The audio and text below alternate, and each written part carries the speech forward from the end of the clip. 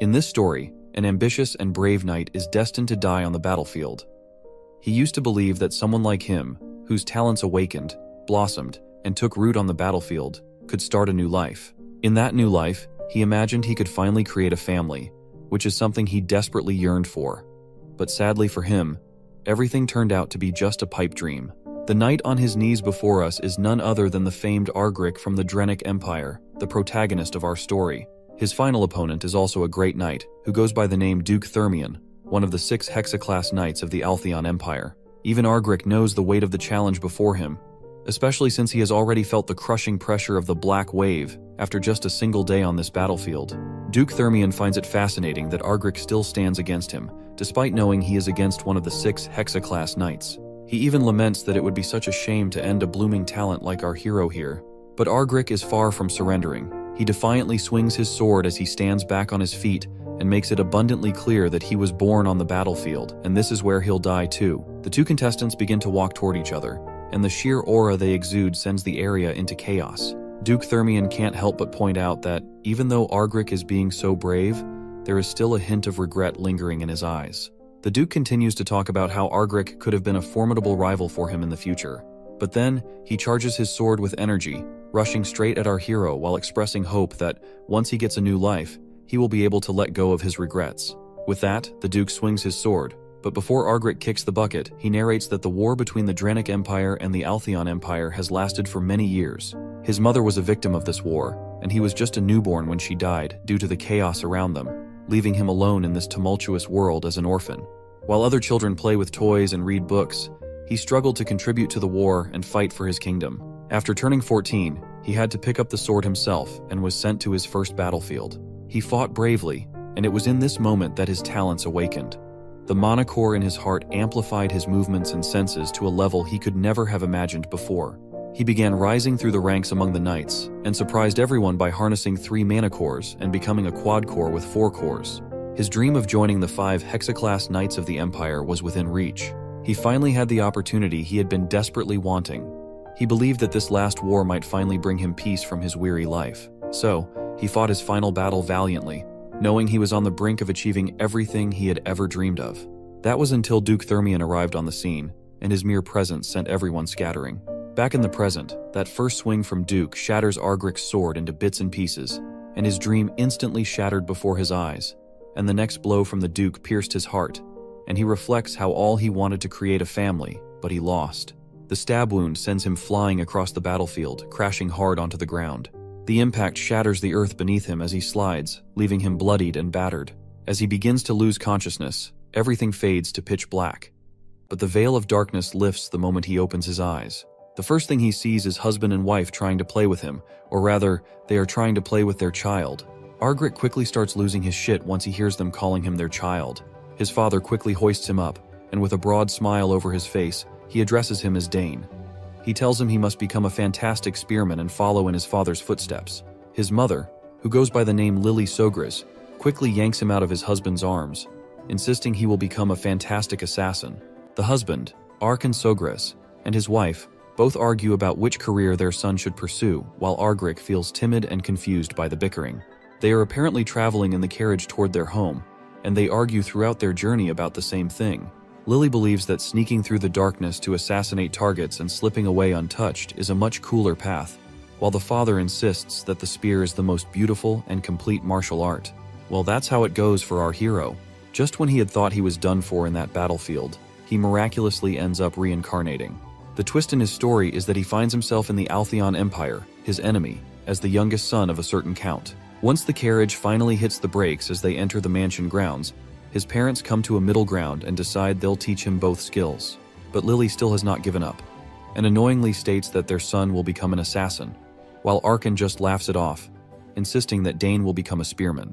The carriage driver shakes his head, signaling their arrival, and both parents are a bit confused that they're already there. I guess they must have lost track of time while arguing with each other. The husband quickly hops out of the carriage and decides to help his wife down as well. He extends his hand to her, and she feels a bit embarrassed, and asks him what if the members of the castle see them. He chuckles and replies that he's just trying to hold his wife's hand, so why would that even matter? With that, he escorts his beautiful wife out of the carriage, while Argric can't help but feel awkward watching his dad act like such a simp. But eventually, his awkwardness fades as his eyes widen after taking in the grandeur of the castle. Once they finally make their way inside, Lily can't help but notice how happy Dane seems to be back home. I mean, why wouldn't he be happy? With a house like this and parents that wealthy, it might be easier for his talents to spread their wings than he ever thought possible. 2 months pass since that day, and we find Lily chatting with her son, who has started to babble. She's thrilled that he's finally making sounds, while our boy is equally fascinated to experience this babbling firsthand, something he never got to hear before. You see, opportunities to meet young children were scarce during his time wandering on the battlefield.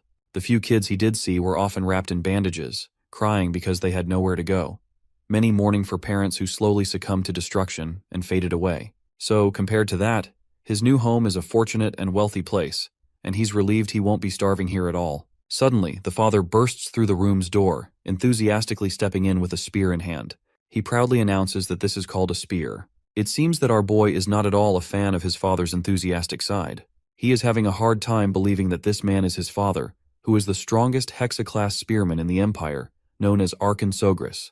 Even though he does not look like a war hero at all, but he was in fact a war hero known as the Blue Whirlwind.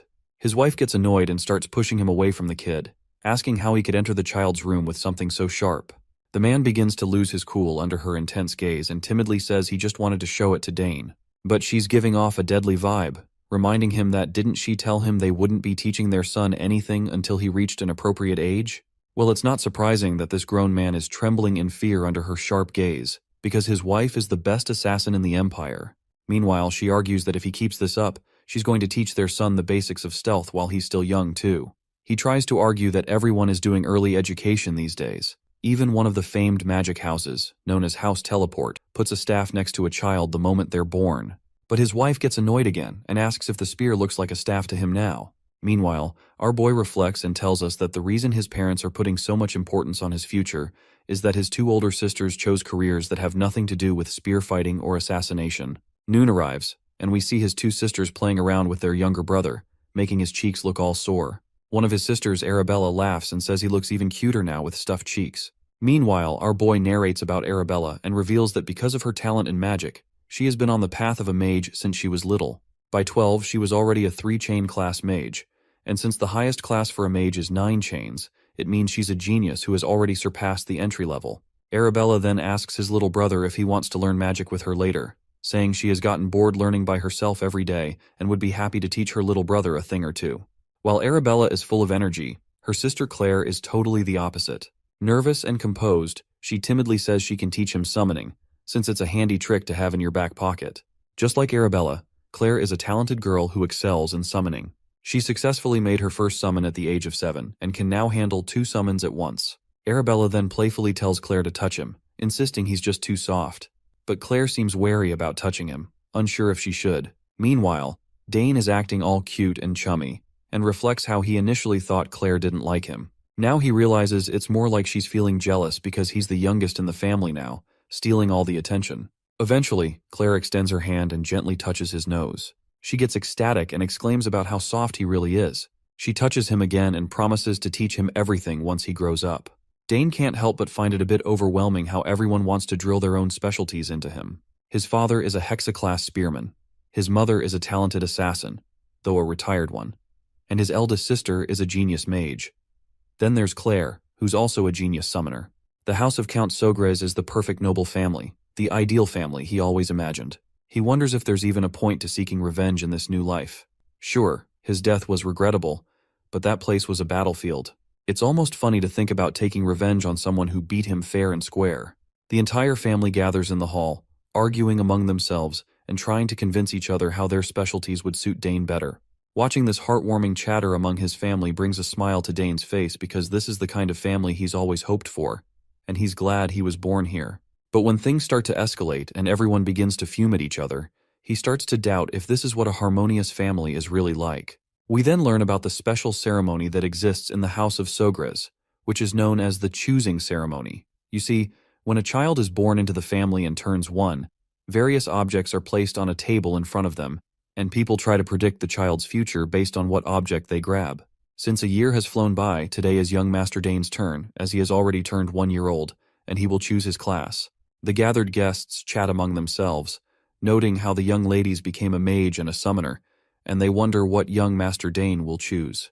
They decide to make their way to the ceremony hall to find out what Dane will choose. Once the guests gather in the grand hall, we see that Dane is sitting near 4 different items, each belonging to a different class. As the crowd gathers around the table where Dane is sitting, his mother tells him he just needs to choose the one he likes. However, Dane doesn't look quite sure about what he should pick. He glances at his father, who is eagerly waiting for him to pick the spear. His father is smirking while thinking that little Dane will probably be drawn to the dragontail spear. Apparently this spearhead is made from rare ducran, and when mana is imbued in it, it becomes as sharp and heavy as the mana the user puts into it. On the other hand, his mother feels happy and proud while thinking that Dane is too handsome to become an assassin. Still, she's sure he'll end up choosing the dagger. This dagger isn't just any simple knife. It's called Nighthorn, and is made from ethereal ore, which can hold all the world's elements and store multiple different poisons. Just like their parents, Dane's sister is confident that he will become a great mage, and that he'll choose the pouch to keep the mage's legacy alive. This bag is also a special subspace pouch, an object that can only be used by mages or those with magical talent. On the other hand, Claire, with her usual timid expression, wonders if Dane can summon. The item before him is actually a summon sign, which is a summoner's tool. Summoners use this sign to receive a code based on their talent, allowing them to call upon their summons. But Dane is feeling quite confused and unsure about what to do, because he can literally hear the thoughts of his family members. Eventually, he lets out a sigh and makes his final decision. He starts crawling toward the items, and the crowd's excitement rises with anticipation. As he picks up speed, his parents and siblings are absolutely overjoyed to see him moving, cheering him on in their own ways. His father tells him to choose something sturdy, while his mother encourages him to pick something short and sharp. As he gets closer, a yellow light begins to shimmer from all the items laid out on the table. Dane has no idea what's happening, and his family is just as clueless. On the other hand, the crowd smiles and gets excited as well as shocked when they realize that all of the 4 items just reacted, which is something unheard of. They can't help but admit that the young master seems like a generational genius after all. Meanwhile, Dane is just as bewildered by the situation. He recalls how he was a talented soldier in the battlefield, but in this life, he feels like he's on a whole other level. Little Arabella curiously asks her father what they should do since this has never happened before.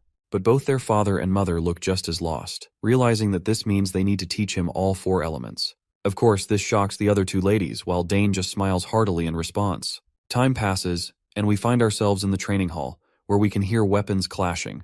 It turns out to be none other than Dane and his father. By the looks of it, our boy has grown a lot since we last saw him, which was only about 30 seconds ago, if I'm not mistaken. Arkin flashes a broad grin at his son for his good results, as Dane has perfectly polished the technique he taught him before. The boy thanks his father, and we learn that Dane has now turned 7. As they share a fun laugh, a man suddenly appears on the scene. Dane looks at him curiously, and we see that the man is presenting a spear. Seems like Arkin was clearly expecting the spear to arrive, and he promptly grabs it and offers it to Dane, telling him that this is his birthday gift. He explains that he was originally going to give it to him during the birthday banquet, but he wanted to give it to him before his mom's gift. Arkin further explains that he has been preparing this spear for 2 years, and that it was specially commissioned from a renowned craftsman in the capital. He then wishes him an early happy 7th birthday, and our boy eagerly drops his old stick and grabs the spear from his father, saying he'll use it because it's just so cool. He's really digging how the black handle and silver spearhead look together, and on top of that, it's surprisingly light. His father asks if he likes it, and he responds that he loves it. In fact, he's so excited that he starts fidgeting with it already. His father then asks if he knows the difference between a sword and a spear. Dane explains that with the spear's length, you can effectively keep opponents at a distance, and because of its small point of contact, it has a high attack efficiency. His father agrees, saying that's true, but warns him that as he gets stronger, it'll actually be harder to use than a sword. He points out the fundamental issue with spears. To attack, you need a minimum distance between you and your opponent, but he tells him not to worry about it too much since every weapon has its pros and cons.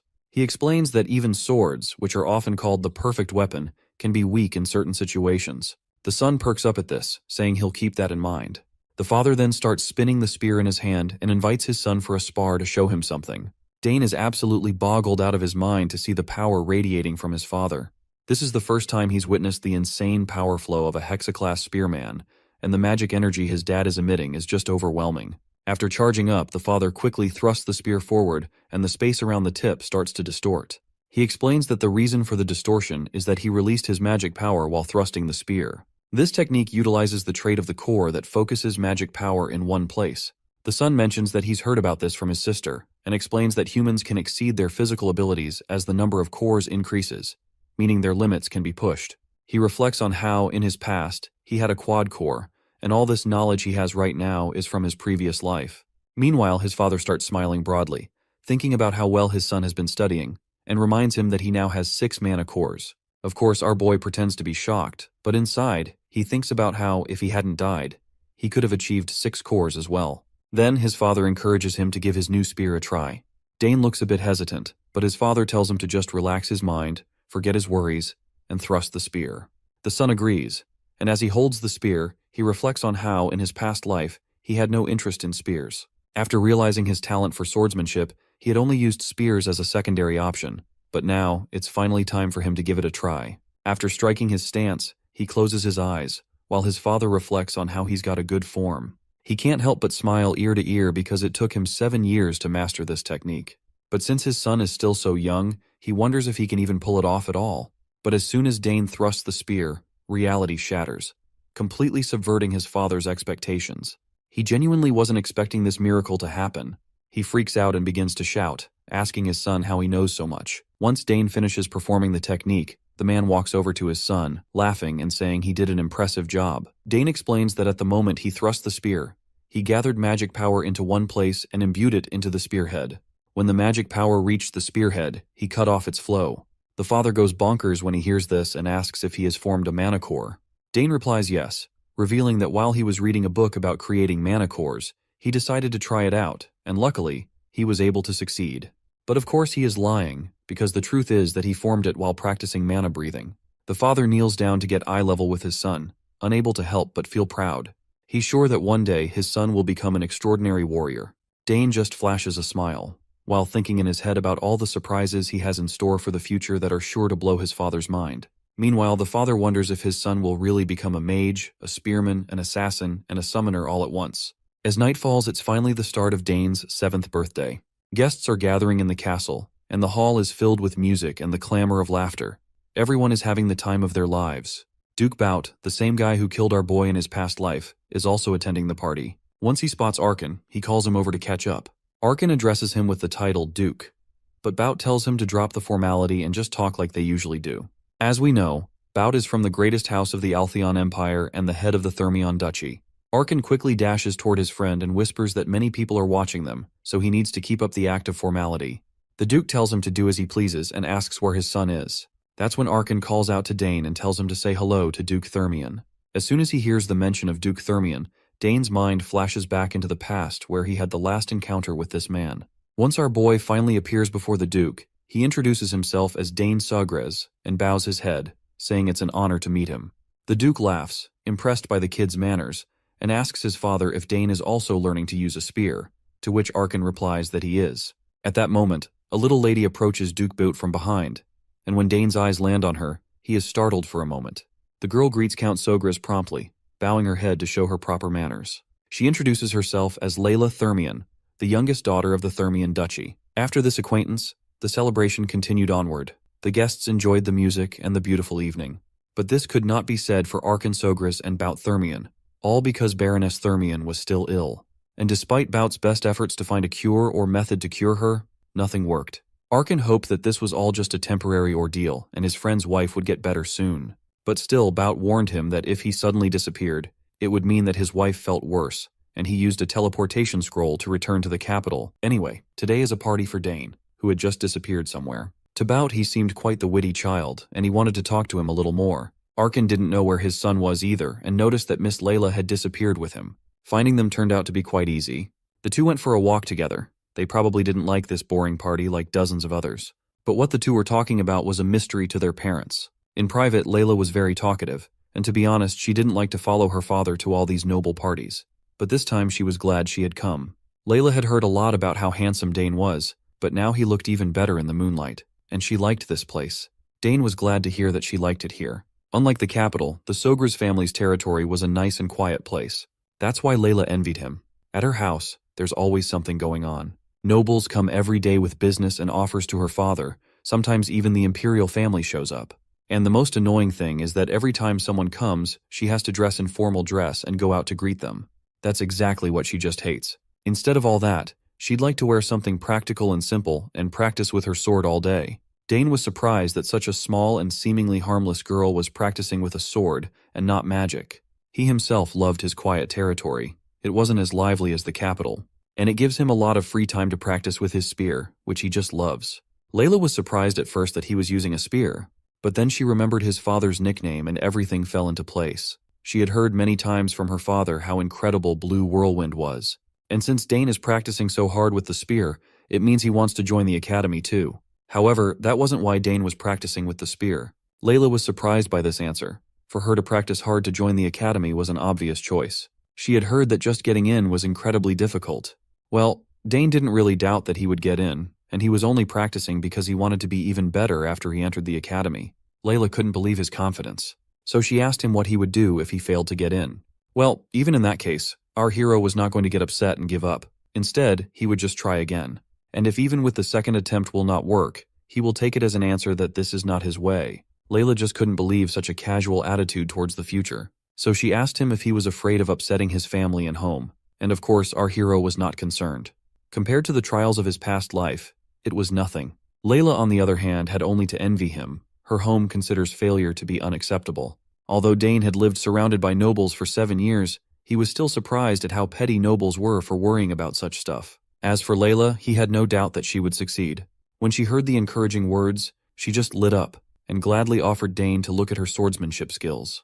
Our hero was a little surprised by such eagerness, but it was impossible to stop her when the opportunity to practice with a sword appeared on the horizon. Layla immediately asked where the training ground was, and Dane had to accompany her, hoping that nothing would happen there. On the training ground, Layla did not hold back and made move after move like an experienced swordsman.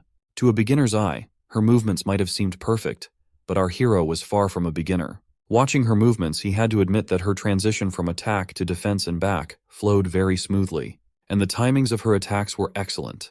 But there was one point. After a while, her movements stopped hitting the beat and lost their flow. Out of breath after the exercise, a satisfied Layla asked him what he thought of her movements. At first, Dane was not very honest and said that she acted fantastically and that he enjoyed watching her. Layla was quite pleased with this praise, but Dane decided to be honest with her. He noticed that she still had room to improve. For example, after the third form, Layla was taking a half step more than necessary, and then it happened again with subsequent forms. These repeated extra half steps then made the later sword forms feel slightly out of alignment. Such criticism left Layla speechless. It seemed like she was about to cry, and Dane was beginning to think that such criticism was too blatant for her. He even started to apologize for upsetting her, and even said that maybe he was wrong because he had seen the swordsman wielding the sword a long time ago. But he was worried for nothing. Layla quickly gained control of herself and gripped the sword tighter. Now she realized her mistake. Now she started repeating the training moves again, and this time they were perfect. Dane's advice was exactly the puzzle she was missing for perfection. Her joy and gratitude was unbounded. She even hugged Dane. Our hero tried to resist, but it didn't work so well. Layla was simply fascinated by how much he knew about swordsmanship. In an instant, he noticed what she had been doing wrong all this time, and what her teachers hadn't told her. She promised she would remember his help. Eventually, she let Dane go, nearly suffocating him in her arms. But then she almost chopped him with her sword. That little lady really needs a lesson in neatness. Dane was caught off guard by such a sudden hug, but you couldn't say he didn't like it. Of course, their moment of privacy was soon interrupted by the shouts of servants looking everywhere for them. They had rested enough from the banquet and were not going to hide, so they hurried back, so they wouldn't be found on the training ground. When they returned, Dane was the center of attention as his parents officially congratulated him on his birthday and the discovery of his first mana core, and of course they gave him a present. It was a brooch with the family crest, similar to the ones his older sisters had. His mother advised him to treasure the gift, for this brooch would now serve as a proof of his status and honor. After his parents, all the guests joined in the congratulations. Dane had now officially and truly earned the name Sogres, and no one present doubted that he would grow up to be a fine man like his father. Dane's parents were very happy, and so was little Dane himself, for it was the first time in his 2 lives that he had received such warm congratulations from so many people. Suddenly, the whole room shook. The guests started screaming and panicking, thinking it was either an earthquake or an enemy invasion. Dane also began to worry, but his father quickly reassured him that there was nothing to be frightened of. Arkan Sogres knew very well what was going on. Even though he had hoped that today would be a calm day, apparently his daughter didn't listen to him. Dane really didn't know that. Lightning bolts appeared near the very ceiling of the hall, and in a second, a portal appeared above the frightened guests.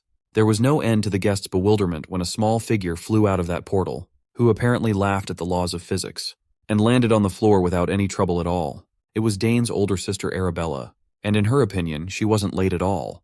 The guests still couldn't lift their jaws from the floor, surprised that such a young lady could already use teleportation magic. Normally, to open even a small gate, one had to reach at least 5 chains. Dane did not admire her power at all, but rather was annoyed at how loud and flashy she was.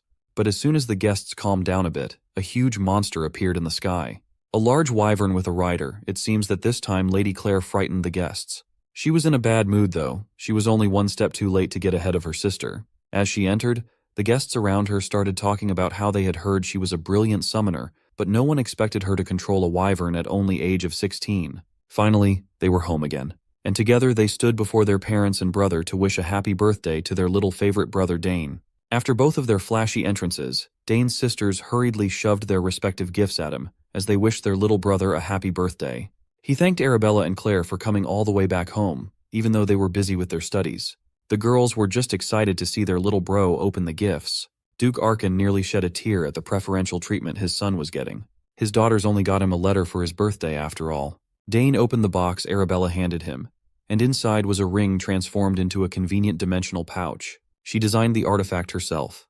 The subspace magic used in its crafting belonged to the highest chain. Arabella's esteemed professor applied it to the ring. It is common knowledge just how difficult it is to imbue subspace magic into any item. Arabella took the ring and adoringly took her brother's hand to put it on. She must have spent a lot of time designing an artifact capable of withstanding a whole subspace. She also applied Dane's genetic code to the ring, so no one else would be able to use it except her little bro. It's a one-of-a-kind item. Mommy Lily examined the ring and saw a small wave of mana running around the artifact, which meant it was made using the highest grade of magic stones. Arabella explained that all Dane had to do was imbue a bit of mana into the ring, and the subspace would be established.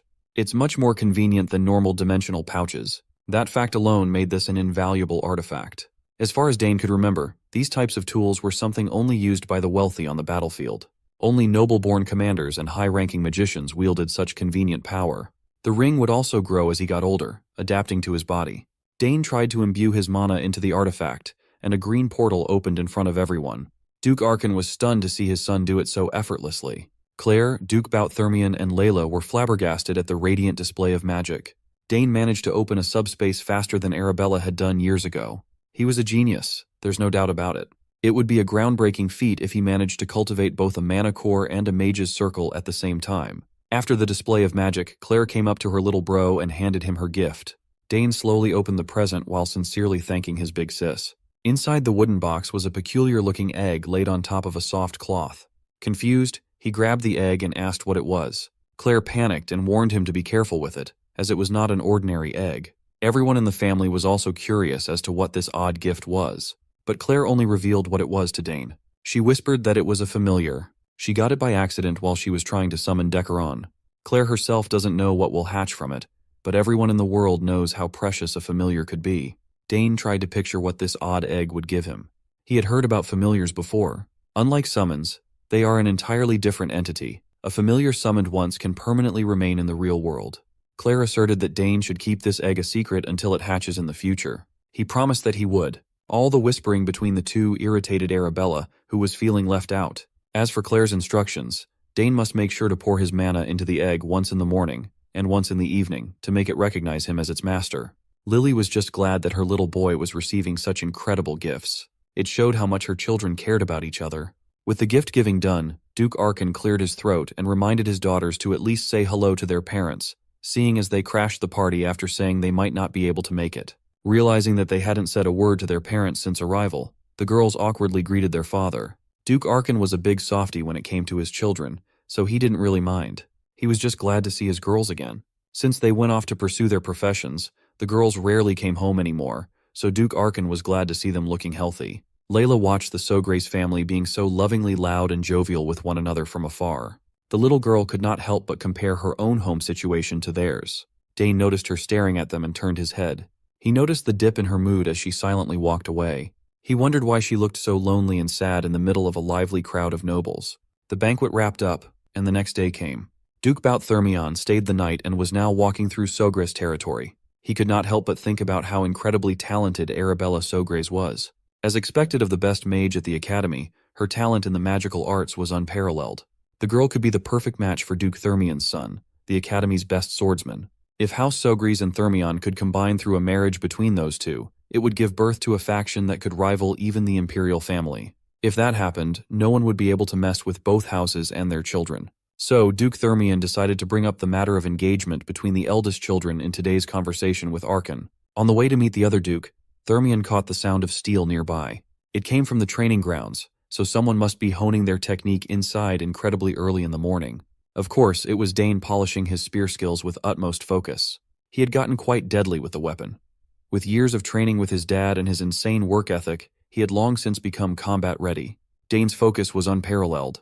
He moved with the fluidity and sharpness of a veteran warrior, flying all over the battlefield while delivering multiple killing blows. He pushed his speed even harder and kicked the intensity to a higher gear. Finally, his arms blurred as he delivered countless spear stabs in a short amount of time. Curiosity got the best of Duke Thermion, and he ended up spying on the boy's training from afar. He was pleasantly surprised by the youngest son of House Sogris going sicko mode in training. With his experienced eyes, he could discern how incredibly polished Dane's technique was. His movements and concentration did not feel like those of a 7-year-old at all. Even his simple stabs were refined to a terrifying degree. Everything was executed to such a high degree that spearmen who have been on the battlefield for years could still learn from it. When Dane finally wrapped up his last sequence, he was huffing and puffing for air. Duke Thermion was thoroughly impressed from start to finish. What he had just witnessed felt impossible. He had heard rumors about the young Sogris showing incredible talent, even way back when he was just a baby. But he always thought those were just exaggerated hearsay. Now he knew those rumors were true. After a little break, Dane went back to practicing. He focused on his movement and footwork this time around. Being one of the strongest swordsmen in the land, Duke Thermion could not help but notice that the kid's stance and footwork seemed similar to a swordmaster's. The Duke started considering that the kid might have even picked up swordsmanship to a high degree at such a young age. Finally, Dane noticed that someone was watching him from the doorway. He brandished his spear, ready to strike, as he warned whoever was sneakily watching him to come out instead of hiding. Duke Thermion got too excited and ended up getting detected by a kid. It was not his proudest moment as a skilled warrior. The more he thought about Dane's movements, the more strangely familiar they felt. He was certain he had seen that same footwork somewhere before. The Duke had to reveal himself and apologize to Dane for eavesdropping on his private training session. He insisted he wasn't trying to do anything shady. Seeing as the eavesdropper was Duke Thermion, Dane felt bad for speaking out of turn. Even though he had been living in his current body for 7 years now, this man was still the one who defeated and killed him in his previous life. Remembering his etiquette training, Dane Sogris formally greeted the Duke. Duke Thermion confessed that he was mesmerized by the sight of the Rising Star's early morning training and apologized once more. The kid held his own, responding that he was forgiven. The Duke was amused by his guts to speak as if they were equals. Now that he had a closer look at Dane, he noticed that the boy's body wasn't even showing signs of fatigue or trembling despite such intense training. When he was his age, he hadn't even made a manicore. The Duke pointed out Dane's excellent stabbing attack, observing that the boy had inherited Archon's talent with the spear. The spear itself was also crafted really well. Dane formally thanked the Duke for recognizing his technique, and the old man smirked. Not only was this kid a lethal soldier, but he also knew what to say at any given moment. In comparison, his own son did not have such excellent skills and manners when he was 7. This little detour made Duke Thermion consider arranging a marriage between Layla and Dane as well. So he slyly interjected that his daughter had also been training her swordsmanship. He suggested that since they were of similar age, they should look out for each other once they entered the academy in the future. Dane continued responding politely. The Duke liked the young man's forthrightness. Finally, Duke Thermion excused himself so as not to bother Dane's training any more than he already had. But before leaving the training hall, he still had one more curious question he wanted answered. He wanted to know if the kid had ever trained in swordsmanship too. Dane made a mistake in front of the Duke. His old habits must have come out without realizing it.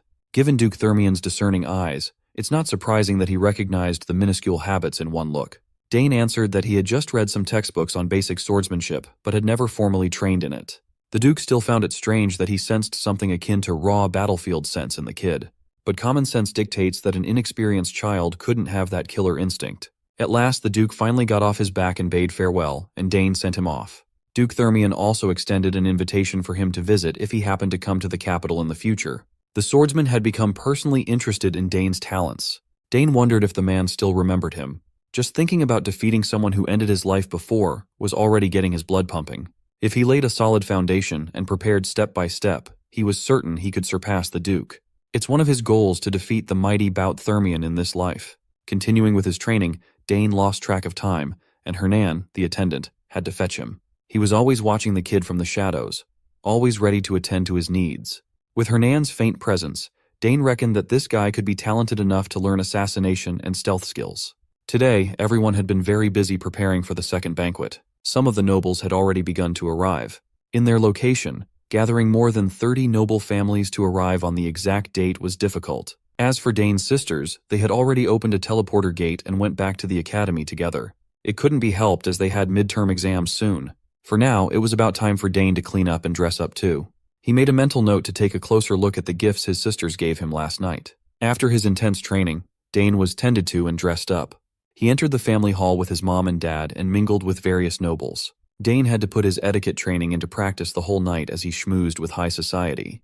He was paraded around as the birthday boy. Everyone's attention was fixed on him. Finally, he managed to get out of the banquet hall and breathe. The life of a noble was a tiring one. His schedule was more packed than usual as the birthday boy, but at least he could always find solace resting in their beautiful garden. Mr. Gardner had worked hard to cultivate this special place beautifully, the kind of beauty that gives peace. Dane looked at the flowers in full bloom, exploding with their unique colors as butterflies danced around. He remembered his oldest sister lecturing him about how flowers contain the most mana in nature. Since he had a little bit of time to kill, he might as well try and analyze the mana in these flowers. Dane closed his eyes and concentrated on the natural flow of magic in the air. Without opening his eyes, he began grasping the concept his sister explained to him. He started sensing the mana in the flowers. He had been training in multiple fields all at once but had not seen any noticeable development in mage magic and summoning magic. He was having a hard time picking and choosing what fields to devote his time to. Having too many talents could be troublesome at times like this.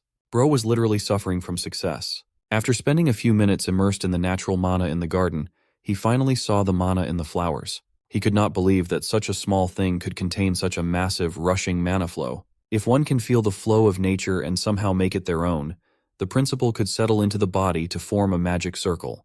That's precisely what is happening now. It helped a lot that his body's mana affinity had always been tremendous. He could clearly see something others could only faintly feel with their sixth sense. Just one trip to the garden had improved his perception of mana by a ton. What he could only faintly see before had become clearer. He was so close to grasping the inner workings of magic when he felt something shatter. Meanwhile, two noble kids had also found their way into the garden, bored by the chit-chat of the grown-ups in the banquet hall. They were siblings. The older redhead was just bitter that no one was paying attention to him as everyone was talking about the genius Sogris kid. He aggressively walked on top of the bed of flowers, destroying them in the process. The red-headed siblings had lost their way into the massive garden and happened to see Dane standing around in a daze. They eyed his clothes and mistakenly assessed that Dane must be a servant and yelled at him. He did not take too kindly to this disrespectful brat. The bastard dared to order him to lead him and his brother to the exit. Dane saw what they were doing to the flowers and yelled at them to stop stomping on the plants. Red Bastard had the nerve to feel offended for being yelled at. Dane asked why they were ruining the flower bed instead of using the garden paths. Red Bastard saw that he was small and continued acting obnoxiously. Then came the flaunting of their family name as all noble brats do. Dane didn't care though. To him they just looked like a pair of brutes ruining his garden's flower bed. Red Bastard did not like being called a brute, but he acted like one and grabbed Dane by the collar. He and his brother were the sons of Count Tyron, a guest of the castle. Hearing the name of Count Tyron reminded Dane of a memory from his previous life. That guy was the noble he captured after a shameful defeat on the battlefield. He remembered Count Tyron as an irritating noble, one of those horrible bastards. Based on the behavior of the brute in front of him right now, the phrase, like father, like son, seemed perfect. Red Bastard continued flexing his family name, boasting that they were famous in the capital. He even bragged that his house could make Dane disappear without a trace, so he had better watch his mouth. Dane knew plenty of dumbasses like this kid from before. He knew that words wouldn't get through Red Bastard's thick skull filled with air. The boy raised his fist, swinging at Dane while still thinking he was just roughing up a mere servant. Dane wasn't going to let that happen though. He responded by bashing his head against Red Bastard's nose as hard as he could. It was a critical hit that nearly crushed the Red Bastard's snorter. The little brother worriedly called his big bro. He checked on Red Bastard, who slumped on the ground after being hit hard. Wiping his nose, he saw blood and started freaking out as though he had never bled before. When he saw the red in his hand, Red Bastard's blood boiled, and he threatened to kill Dane. Finding the threat amusing, our boy stood on business and dared the brat to go ahead and try. Red Bastard wanted to pay back blood with blood. His little brother had some sense in him and wanted to stop his big bro, but Red Bastard was way too arrogant to be stopped. The brute launched a punch forward, and Dane nonchalantly dodged by, jumping back. It was a mismatch through and through. Dane was way too slippery for an amateur. While he let the Red Bastard tire out, he observed that the brat's footwork was too sloppy, as if he had never held a weapon in his life. Dane considered that the bastard might be a mage or a summoner. The barrage of punches continued, none of them even coming close to hitting a single strand of Dane's hair. Red Bastard's nose continued to bleed as his patience ran thin. Dane continued playing with his enemy using his superior footwork, and an idea came to his mind. Maybe he could harness the flow of magic he saw on the flower earlier and incorporate his will into it. If he succeeded, he should be able to compress that force into a physical form. He might as well use this opportunity to test it out in combat. The bastard's little brother watched on the sidelines with his mouth wide open. Dane planted his feet on the ground and started accumulating magic in his hands. He visualized a ball of raw mana and sent it hurtling toward the brat's stomach. The force was powerful enough to send Red Bastard painfully crashing onto the grass, making a mess of the concrete on the way. He screamed in agony, his body and ego bruised. Lil Bro checked on his loser Big Bro lying on the bed of flowers. Dane was more concerned about the flower bed he had just ruined than the bastard's well-being. But the Red Bastard was tenacious. He still had enough gas in the tank to stand back up. Seeing as Dane could use magic, Red Bastard demanded to know who Dane was. Lil Bro continued trying to discourage his Big Bro to no avail. His pride was too wounded to care about any fallout or trouble. Red Bastard beckoned the mana inside his body and started opening some sort of insidious portal. Dane was surprised to see the familiar sight. This type of magic belonged to summoners. The mana swirled and coalesced together until a translucent wolf started descending to the ground. The wolf looked bloodthirsty and predatory, with its snarling sharp fangs. Red Bastard laughed maniacally as he called his summon named Genpu. He finally introduced himself as Digron Tyron, ready to show Dane the consequences of messing with someone of his stature. Dane heard the brat ordered the wolf to tear him apart, but he was unimpressed by the mere wolf summon. It certainly felt lacking, as he had gotten used to seeing his sister Claire summoning fearsome beasts like her wyvern. Digron stood far away as Genpu lunged at the unmoving Dane. He just looked at the wolf in the eye and did not budge. Genpu must have sensed that he would suffer a horrible fate if he dared to go through with the attack. So, the wolf turned its tail and did a 180 spin. Its aura visibly changed as though the aggression against Dane had totally dissipated. The Tyron brothers were dumbfounded. Digron's pride, his summon, had seemingly turned against him. Right now, the big puppy was behaving as though he was subservient to Dane. Digron yelled at his summon to rip Dane's throat and end his life, but the orders fell on deaf ears. In response, the puppy started happily wagging its tail toward Dane. Sensing no ill will from the summoned beast, Dane gave the good boy some gentle pets. Even he had no clue how this turn of events happened. Now that he thought about it, even Claire's summons had always been friendly to him. Even the wyvern played with him sometimes. At that time, he simply thought that it was due to his blood ties with his sister. But in a situation like this, where there was no familiar relation, the summoned beast still behaved in a friendly manner. This could mean that he had an abnormally high favorability to all kinds of summoned beasts, or Genpu's favorability toward his bastard summoner had hit rock bottom. Digron could not understand what was happening. He had never heard of a summon betraying their master. Dane was just winning on every front, and he continued taunting Digron to come at him. Lil Bro was practically begging his big bro to stop embarrassing himself and accept the L to no avail. Digron's pathetic ass still wanted to fight, but Lil Bro really needed this fight to be over. The poor kid, caught up by his brother's foolishness, had peed his shorts in fear. Lil Bro cried, and Digron cursed him out for being an embarrassment. Dane added salt to the wound in their pride by pointing out the bathhouse in the basement of the main castle. Digron used his little brother's accident to get out of Dodge. As if he hadn't made enough of a fool of himself already, he ordered Dane to stay in the garden. Dane just stared at the pathetic loser with disgust. Digron did not even take his summon with him. Our boy continued hanging out in the garden, experimenting with his new understanding of mana. He tried to practice a trick that Claire taught him before. He identified what was left of the faint link between that bastard Digron and Genpu. He cut that thing off and carefully overwrote the link with his own magic. In doing so, the wolf and he became officially connected. A kid who hadn't done anything close to a proper summoning managed to pull off the intricate trick by just leveraging his high favorability with summoned beasts. Now, he had officially succeeded as a summoner. While he was basking in the glory of his success, Dane heard a familiarly annoying voice seemingly looking for him. Digron Tyron, the bratty bastard, actually called his daddy and snitched that he was bullied by some kid in the garden and pointed Dane out. The coward plugged his nose holes to stop the bleeding while bitching to his dad about being knocked around by Dane and canceling the link with his summon. Big boy Mogard Tyron stepped forward and introduced himself as the head of the Tyron Count family, one of the capital's great nobles, with gusto. He asked if Dane really messed up his son's face and forcefully stole his summon. Our boy was not one to back out in front of a pig, so he stood on business and owned what he did. He noticed that Mogard Tyron looked a lot fatter now than when he captured the pig as a prisoner. Peace times must be treating him really well, even though he was a disgrace on the battlefield. Mogard continued posturing as he asserted that he could not let this matter come to pass. Messing with his kids was something he could not overlook. The pig continued with his barrage of demanding questions and finally asked the kid to reveal his identity. Our boy held his head high and formally introduced himself as Dane Sogres, the youngest son of Arkan Sogres, the Lord of the South, and the head of the Sogres Count family. Boy gave them that Game of Thrones intro. This introduction stunned the trashy father and son duo. They had unknowingly offended the fucking birthday boy. They didn't know that they were messing with the famed rising star of the South. The Duke is quite bewildered by this unexpected encounter with the youngest son of House of Sogres. Speaking of great noble houses, he recalls how he was taken prisoner by that guy Argrick and had no significant contribution in the war, leaving every great noble laughing at him.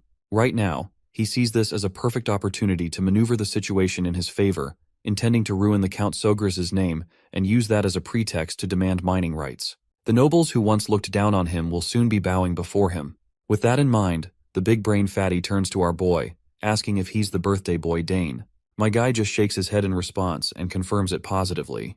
The fatty is barely holding on to his frustration, because he definitely did not come here to celebrate the birthday of some brat.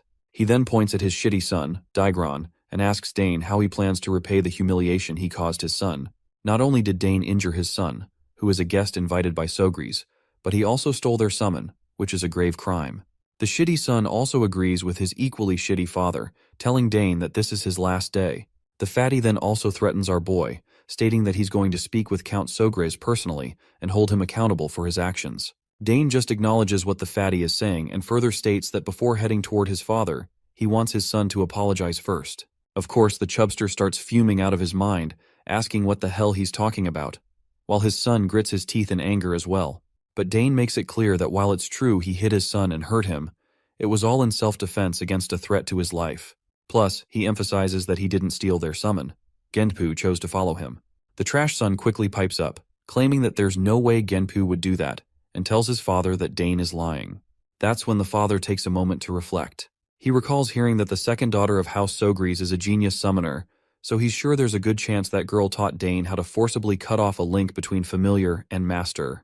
The chubster keeps going back and forth with our boy, while Dane can't help but feel like this is such a drag. Eventually, Mogard decides to simmer down, because after yapping for so long, his jaw is literally hurting. He tells Dane that he won't scold him any longer, and decides they should go see what Count Sogres has to say about the situation. With the speak of the devil, the Count himself arrives on the scene, accompanied by Duke Thermion. Of course, both the trash son and his father are absolutely boggled to see Count Sogres. And what's even more mind-boggling for them is that Duke Thermion is here too. As night descends, we see the red-headed boy giving his testimony to the Count about how he just got lost in the garden with his little brother, which is why he asked Dane to guide them. He continues yapping and making up stories, while Dane stands behind him nonchalantly, thinking how his father is actually listening to this guy yap. I guess that's not surprising to him, given how Count Sogres cares deeply about his family and its reputation. He's not the type to be biased toward any one side. Even in conflicts with outsiders, he can tell right from wrong. After finishing his story, the red-headed boy wraps up by stating that all of a sudden, Dane headbutted him and kept using this weird technique to mock him. He claims that to scare Dane off, he called out to his summon, but Dane just stole his summon from him and tried to attack back. Once Digron is done speaking, Mogard steps up, telling the Count that he only intended to give Dane a warning. However, he insists that stealing someone's summon is clearly wrong, and he simply can't let that part slide. Finally, Count Sogres also speaks up, letting Mogard know that he won't roll on his judgment just after hearing one side of this quarrel. He wants to hear what Dane has to say, then assess the whole situation before drawing a judgment. He also reassures Mogard that if he's worried about any biased judgments, Duke Thermion will also give his opinion on the matter. The Duke quickly smirks and states that if this is that important, he can handle it. Mogard feels frustrated as his face sweats profusely. He knows he's about to get screwed. Getting Thermion involved is only going to complicate things further, and he's not feeling good about it. Count Sogres gives the green light to his son to explain himself, and Dane braces himself, claiming that what Mogard's son said wasn't entirely accurate, but some of it is actually true. He then explains that the flowers they grew with such care in their garden were stepped on as he pleased. So he only told Mogard's son to get out of there, which made Mograd's son angry and started the fight. Of course, both Fatty and his son are absolutely awestruck after hearing these brutal truth bombs, with the son even trying to deny it by calling Dane a liar. But the Count tells Dane to continue, so our boy further explains that when Mogard's son summoned Genpu, his command was to kill him. He also clarifies that he didn't steal his summon. Rather, Genpu came to him first and saw his goodwill. The Duke is utterly bewildered to see how fluently this 7-year-old is speaking, with such grace and a proper choice of words. Dane, on the other hand, confirms once again that he never stole anyone's summon. Mogard loses his cool, stomping his feet on the ground and calling it nonsense.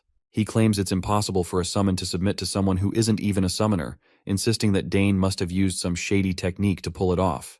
But not surprisingly, Dane informs Mogard that he possesses an innate affinity with summons, and a summon that isn't close enough to its master could submit to someone like him as well. Mogard refuses to believe it, while our boy simply states that this is actually true. Mogard's face looks like he's going through serious constipation, and he just says that this kid is just making things up. The Duke then chimes in, suggesting they should just be able to prove it with a summon. Count Sogres turns to his son, asking if he can prove it, to which Dane agrees. Meanwhile, Mogard shoots a death glare at his son for putting him in this hot mess, while the bratty son feels sure he's about to get screwed by his father, as he has no idea what he'll do if he fails to summon Genpu. Once the bratty son tries to summon Genpu, he utterly fails, prompting his father to yell at him, just as expected. On the other hand, Dane just smirks, thinking about how he has already severed the connection, so of course there's no way the boy could summon Genpu back. Dane then decides to demonstrate himself by summoning Genpu, but adds that in order to do that, he needs a sign that Mogard's son possesses. The bratty son gets angry, questioning the audacity of Dane demanding his sign. He yaps a lot of nonsense, but Count Sogres cuts him off, reminding him that according to their own words, even if Dane uses the sign, he shouldn't be able to summon Genpu. So, there's no harm in trying. Mogard sweats as he has no option other than to give the sign, so he reluctantly tells his bratty son, Digron, to hand it over. The redhead nearly teeters on the brink of tears, but his father just tells him to hurry up. Once Dane has the sign in his hand, he starts his mojo, and he also reveals to us that since a summon sign has a summoner's unique code name engraved on it, no one else is usually able to use it. However, Genpu, which Digron summoned, was imbued with his mana, so the summon sign is just a vehicle, and Genpu has already connected with him. As soon as he calls out to Genpu, the monster appears and starts licking his cheeks. The Count and the Duke are both in awe, while Mogard and Digron tremble after getting exposed for lying. The Duke finds it amazing and wonders if Dane was not also learning spearmanship. His father confirms this, but admits he isn't entirely sure about his son's abilities either. The Chubster, on the other hand, realizes he's screwed, as his entire plan has backfired. The Count then turns to him, asking if he acknowledges that Dane is telling the truth. The fatty quickly tries to play it cool, laughing it off while admitting that they perhaps mistook Dane for stealing their summon. He also concedes that his son wasn't truly trying to kill Dane, and he asks his bratty son if that's right. Digron trembles but nods along with his father, saying he was just trying to scare Dane off. But our boy is furious to see these bastards trying to weasel out of accountability so easily. Before the two seniors can roll their final verdict on the matter, a lady strolls into the scene, startling everyone present, especially Dane, who is wide-eyed to see Layla. As soon as she saunters into the scene, she claims that what Digron is saying is not true. Her father quickly asks what brings her here, and she responds that she happened to hear his voice while taking a walk. Before continuing the conversation, she promptly greets the fatty and Count Sogres. The fatty stutters in surprise as he tries to reciprocate with her gesture, clearly taken aback by the unexpected encounter with the Duke's daughter. Count Sogres then quickly gets to the point and asks her about her claim that Digron was lying. She confidently confirms this, saying she indeed overheard their conversation earlier during her stroll. Digron starts to lose his cool at the thought of her having heard everything, because that is definitely not good news for him. She then goes on to explain all the juicy details, and my guy can't help but smirk at this unexpected twist that somehow turned in his favor. A while later, the fatty tells his trashy son to hurry up and apologize to Count Sogres. The son quickly mumbles, saying he was wrong, but the Count tells him to apologize to Dane instead, not him. The Chubster quickly shoves his son towards Dane, telling him to apologize quickly. The bratty son looks uncomfortable, and hesitates before stuttering out a weak, half-hearted sorry. Dane, however, is far from satisfied. He can tell the apology is insincere, just some obligatory gesture because his lie got caught after a third-party witness stepped in. Dane doesn't really want to accept this lame apology, but thinking back to his past experiences, he decides to be the bigger person. Instead of being stubborn, he decides shows some generosity. With that in mind, Dane accepts the bratty son's apology, and the kid lights up with happiness, eagerly thanking our boy for letting him slide. Meanwhile, the fatty father also lets out a sigh of relief, realizing how close he was to losing everything.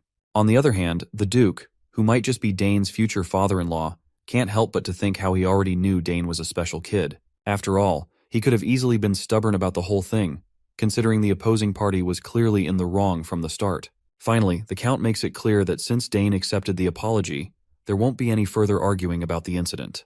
However, he emphasizes that he had no intention of letting this slide, especially since Daigron attacked Dane in order to kill him. The fatty father starts sweating bullets after seeing the Count so fired up about the situation. As he tries to speak up, the Count tells him to shut his yap and orders him to take his family and leave the castle immediately. The news shakes the fatty's world to its core. If he's thrown out now, his reputation will be shattered, and he's desperate to remain in the castle no matter what it takes. He desperately grabs the Count's hand and starts begging for forgiveness, claiming he'll do anything Sogris asks of him, but he just wants him to forgive him this one time. But the Count quickly yanks his hand away, making it clear he has no need for the fatty. He tells him that soldiers will be arriving shortly to officially escort him out.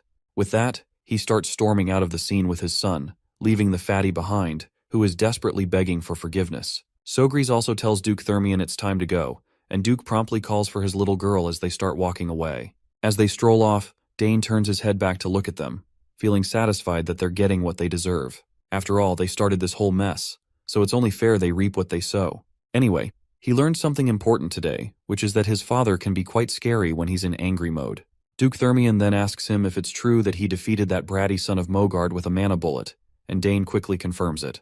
The Duke then can't help but point out how talented Dane is, not just in spear fighting but also in summoning and magic. It's truly outstanding, and he's sure that history has never seen such talent before. The proud father flashes a grin, saying he's also proud to have such an exceptional son. Meanwhile, Dane is just soaking up all the praise while Layla is freaking out, struggling to believe what she's hearing. Duke Thermion then points out that while talent is one thing, Dane is also incredibly calm. Most kids tend to get agitated during fights, and they stubbornly insist that they are in the right, but Dane doesn't do that. The Duke has no doubt that this boy will grow up to be a fine man. The father quickly gives Dane a gentle pat on the head, saying it's too early to tell for sure. They'll have to wait until he's all grown up to see how things turn out. He also points out that it's all thanks to Layla that the incident was resolved peacefully. Without her testimony, things could have turned really ugly. Once Duke Thermion hears this, he's quite surprised that Sogris have such a positive view of Layla. He does not let this opportunity go to waste and tries to downplay her role in the incident, suggesting that if the Count acknowledges her so much, maybe they should start discussing their marriage. Of course, Sogris is startled to hear this, and he can see how eager the Duke is to marry his daughter. To dodge the bullet, he quickly shifts the conversation, noting that the sun is already setting and it's almost time for the banquet. With that, he bolts out of the scene, telling them that he will meet them in the hall. Thermion then also tells his daughter to take her time heading back with Dane. He quickly starts running after the Count, mentioning he wants to have a little chat with him, leaving the two kids behind. As they walk, Layla turns to our boy and asks why the summoned ignored its summoner and obeyed him instead. She claims she's seen famous summoners duel many times in the capital but has never witnessed anything like this. Dane shrugs and admits he's not sure either. It just kind of happened. Of course, Layla pouts annoyingly to see that Dane is intentionally hiding the truth, even though she's the one who helped him get out of that mess. But my guy remains nonchalant and reminds her that he also helped her, bringing up the time when he assisted her with her swordsmanship. Layla thinks back to that moment and reluctantly agrees that he's right. Finally, Dane decides that since they've helped each other once, they can do it again. He tells her she's free to ask him anything. Right away, the girl perks up in excitement as she exclaims that she wants to learn it right now. Dane is startled by her impatience and wonders what could be so urgent to learn. He asks her what she wants to learn, and she quickly tells him to teach her how to use a mana bullet. Dane asks her why she's so eager to learn the mana bullet, and Layla quickly responds that she wants to grow stronger and faster. She hopes to form at least 2 mana cores before entering the academy. Dane wonders why she's in such a rush since she's still so young. He gets the answer for his confusion as soon as she reveals that she wants to grow up quickly to make her mother happy. Her mother loves her a lot, and Layla is certain that becoming stronger would make her proud. Hearing her mention her mother, Dane recalls hearing adults talk about Countess Thermion being bedridden. With that in mind, I guess he has no choice but to help her. Layla bursts into a happy little dance and declares she's ready to start training tomorrow, though she would not mind starting training from tonight as well, especially since she is not sure how long she is going to stay here in the mansion. Dane just shakes his head and tells her she can start whenever she wants. He assures her that once she understands the flow of magic, learning the mana bullet won't be too difficult. Layla then eagerly asks what he'll want in return for teaching her. Dane falls silent, which makes it pretty clear that the request he has in his mind won't be as easy as just showing someone how to use magic bullets. The scene then transitions back to the banquet hall, where guests are whispering and murmuring among themselves about that fat father Tyron. They've heard that Count Tyron got kicked out of the castle, and they're all wondering what he did to deserve that. Some guests mention that Tyron's eldest son caused some kind of incident by picking a fight with the young master Dane and ended up getting taught a lesson. They chuckle among themselves, amused at the thought of the fat cat coming here only to be humiliated and embarrassed. Word has also spread that young Master Dane is an outstanding summoner. One guest wonders if that means the Sogra's house will now be a prestigious summoner house. However, another chimes in, saying that's not all. Young Master Dane can also use magic, which is something they're having a hard time believing.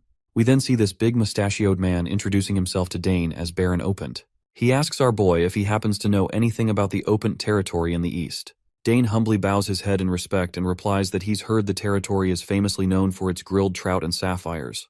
The man laughs heartily while admitting that Dane is absolutely right. He goes on to say that the Opent house's trout and sapphires are the best on the continent. He then shoves his daughter forward, saying he almost forgot to introduce her. The girl steps forward and introduces herself as Sylvia Opent and politely greets him. Dane is startled to see her and nervously reciprocates with her gestures and gives his own name. I have no clue why he is so nervous around her, but it looks like we are about to soon find out. She dashes toward him with a mischievous look on her face and whispers that she's heard he's the one inheriting House Sogre's in the future. Dane fumbles out an unsure response, and Sylvia enthusiastically tells him to stop feigning ignorance. She claims that she has heard he's talented in many ways, and bluntly tells him that she will be under his care from now on, especially since there's a possibility they might become family in the future. And there it is. Dane's nervousness around her makes total sense now. This girl is just too direct, and she didn't even hesitate for a second. Right at that moment, Layla joins the scene while Sylvia is still in the middle of shaking hands with Dane. Not surprisingly, Sylvia gets startled to see a potential rival, while Layla is practically throwing daggers towards our boy with her sharp eyes and demanding to know who this lady is. Sylvia recognizes Layla right away and greets her warmly, introducing herself as the eldest daughter of Baron Opent. Layla tries to reciprocate with a gesture, but the anger on her face makes it clear she's far from happy, even though she says it's nice to meet Sylvia. The two ladies exchange smiles that are practically dripping with killing intent. Watching them reminds Dane of a memory, and he can tell that both girls are absolutely ready to throw down. Eventually, Layla grabs his hand and states that she's borrowing him for now since they already had an appointment. She shoots him a death glare as she asks if he remembers their plans. Of course, poor Dane has no clue what she's talking about, but he agrees anyway, apologizing to Sylvia and promising they'll talk again later. Sylvia forces a smile and tells him that they'll definitely talk later. As Layla leads Dane away, Sylvia can't help but feel annoyed how this girl just took him right from her hands. Layla, on the other hand, still hasn't simmered down either. She's absolutely annoyed at the audacity of that girl trying to take Dane from her. Dane finds himself startled under Layla's piercing gaze. He can't help but lament that the darling daughter of the Duke, who holds the second most power in the capital after the Emperor, is no match for the young lady of the Eastern Baron. So it's no surprise that Sylvia just gave up like that. Once Dane and Layla are outside, she starts grilling him about his connection to Sylvia. She wonders if there's a chance he might get engaged to her, but my guy quickly dismisses any such relationship, insisting they were just greeting each other. Layla lights up at the thought, and even Dane can see her mood shift instantly. After walking for a short while, they finally arrive at the secret spot only Dane knows about. He's confident that they won't be bothered by anyone here. As soon as they step inside this hidden place, Layla lights up and begins doing a happy dance, thrilled to see such a beautiful location. She's also relieved that no one will know if they do anything here. Dane agrees, saying she's absolutely right. This is a great place to train. But before starting the practice, he wonders if she's ever felt mana before. Layla admits that she has a little, though it's not enough to form a mana core. She mentions that she's tried to intake mana by breathing it in. Her explanation reminds Dane that she's not at the emission stage yet. He learned to feel mana naturally on the battlefield, so he's amazed that a ducal house would teach her this. He decides to start with something simpler, and tells her that the first step is to feel the mana she's taking in. Layla looks a bit confused by this, so Dane explains that if she wants to expel mana from her body, she needs to learn to control the mana inside her first. The most important part is imagination. He instructs her to close her eyes and imagine the mana swirling within her. However, after a few moments, she tries but there's literally nothing happening. Dane can see by the look on her face that she didn't quite understand the instructions. Layla tries again, but once more, nothing happens. Frustrated, she complains to Dane about why it's not working. Dane reassures her that this is normal for her first attempt, and tells her to focus again. Meanwhile, Count Sogris is sneaking a peek at the two kids. He can't help but feel proud that his son is already teaching someone, even though he's still so young. It truly makes him believe that Dane has grown. Just then, Duke Thermion sneaks up on Sogris and asks him what in the world he's doing there. Sogris's heart nearly skips a beat at the sudden question, but the Duke quickly tells him there's no need to be startled, and asks if he's watching two lovebirds enjoying some alone time together. Count Sogris raises an eyebrow and asks what he means by lovebirds, and besides, how did he even get here? The Duke chuckles at the thought that Count was actually trying to hide in here. He then reminds Sogris how he did a pretty sloppy job of sneaking around, especially since his wife is the Empire's legendary assassin. Poor Sogris has no clue what to say after being caught red-handed sneaking around, while the Duke playfully berates him, reminding him that if the castle's owner goes around peeping on others' affairs, people will speak ill of him. Naturally, the doting father gets annoyed and defensively says that he was just following his son. The Duke chuckled upon hearing this, and couldn't help but point out that he was also just following his daughter. Turns out both of these fathers are hopeless. They stand there, side by side, acting like a couple of teenagers trying to ogle at their kids' interactions as if they were peeping at ladies outside a school gate. Meanwhile, back with the kids, Dane opens up his dimensional pouch, and the girl is quite fascinated to see that he already owns something like this. When Dane mentions that his eldest sister made it for him and gave it as a present recently, Layla starts to feel jealous. Unlike him, her older brothers stopped paying attention to her once they entered the academy. He then pulls out a mirror from the dimensional pouch, and the girl casually asks what they're going to do with it. He explains that he brought it just in case it could help. It's easier to picture something in her mind while looking at a mirror instead of relying on imagination alone. He tells the curious girl to stand in front of the mirror so she can get a full view of herself. The girl quickly positions herself in front of the mirror and starts doing the magic limbo again. This time, Dane can tell she's being quite serious about it. She takes a deep breath while both doting fathers quietly squat down on the ground, as if they're taking Indian-style dump. Duke can't help but point out that Lilia seems to be taking a liking to Dane. Sogris asks if it's really that way, and Duke explains that it is, because it's unusual for Lilia to get along with someone so easily. Sogris asks if that's really the case since she seems like a bright child. Duke Thermion remains quiet for a moment before speaking up, saying she's only bright on the outside, and he can't say the same for what's inside. He explains that after her brothers left for the academy, her mother became bedridden, so they haven't been able to be together like before. This situation has made it difficult for her to open up to others, and that's what's been happening. The Count points out that if he knows everything already, then why is he always acting so cold toward his daughter? Thermion is genuinely moved that the Count noticed something like this and admits he's doing it on purpose.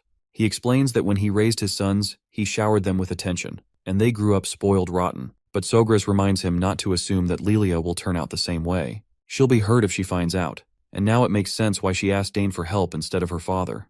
Thermion then points a finger at his friend, teasing him about still nagging like the old days, but the Count quickly asks when he ever did that, especially since what he said is the truth. Duke changes the subject, asking when he plans to send his son to the capital. He suggests that if he's sending him over, Ducal House will wholeheartedly open his doors and let him stay in the ducal castle. Sogris goes quiet and glances back at his kid, and after seeing him happy, he just says that he'll do as Dane wishes. He's free to choose his path, just like his older sisters. We also notice Miss Sogris watching both doting fathers, clearly embarrassed by how shamelessly they're peeking around. But eventually, she just smiles, realizing that the love they have for their children holds a strange power over them. She decides not to ruin the mood, and pretends she didn't see anything. Back with the kids, Lilia thanks Dane for his help and calls him a real genius. She admits that while everyone around her calls her a genius, she feels like weak sauce compared to him. While Dane nonchalantly looks around to see if both fathers have quietly left, he assures her that this is only the beginning, and she'll definitely grow stronger too. She then asks him if he's going to the academy, since it's the only place where all of the Empire's geniuses gather. To that, he says he's not sure yet, and he isn't convinced that he needs to go there since he can get pretty strong just by training alone. The girl starts to berate him for his narrow thinking, and reminds him that attending the academy for studying isn't everything. It's the gateway to forming his noble faction, and it's the best way to build connections from a young age. Dane is amazed that she's actually pretty smart for a 7-year-old, and understands how the real world works. He finally responds to her argument, saying he already knows about that, but he's just not interested in going to the academy yet. There's a mountain of books he hasn't read in the library, and he still has a lot to learn from his parents. Lilia acknowledges that this is true, but asks if he doesn't want to play with other kids his age, especially since she heard his older sisters are both attending the academy too.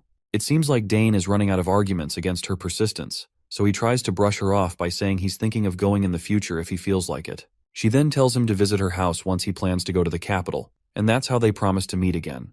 Speaking of meeting again, she remembers to ask him when he's going to make his request now that he has taught her how to use mana bullets. He simply shakes his head and states that he'll tell her when he goes to the capital. This shocks her, and she lets out a screeching roar of disbelief. Probably she is shocked that he is going to the capital after all. Finally, the day of her departure arrives. As Lilia's carriage starts rolling down the road, Dane looks at a stone-like object in his hand that was given to him by his future father-in-law. The scene transitions back to the moment when the Duke handed him this mysterious object. When Dane asks what it is, the father-in-law replies that it's his birthday present and hopes he'll like it.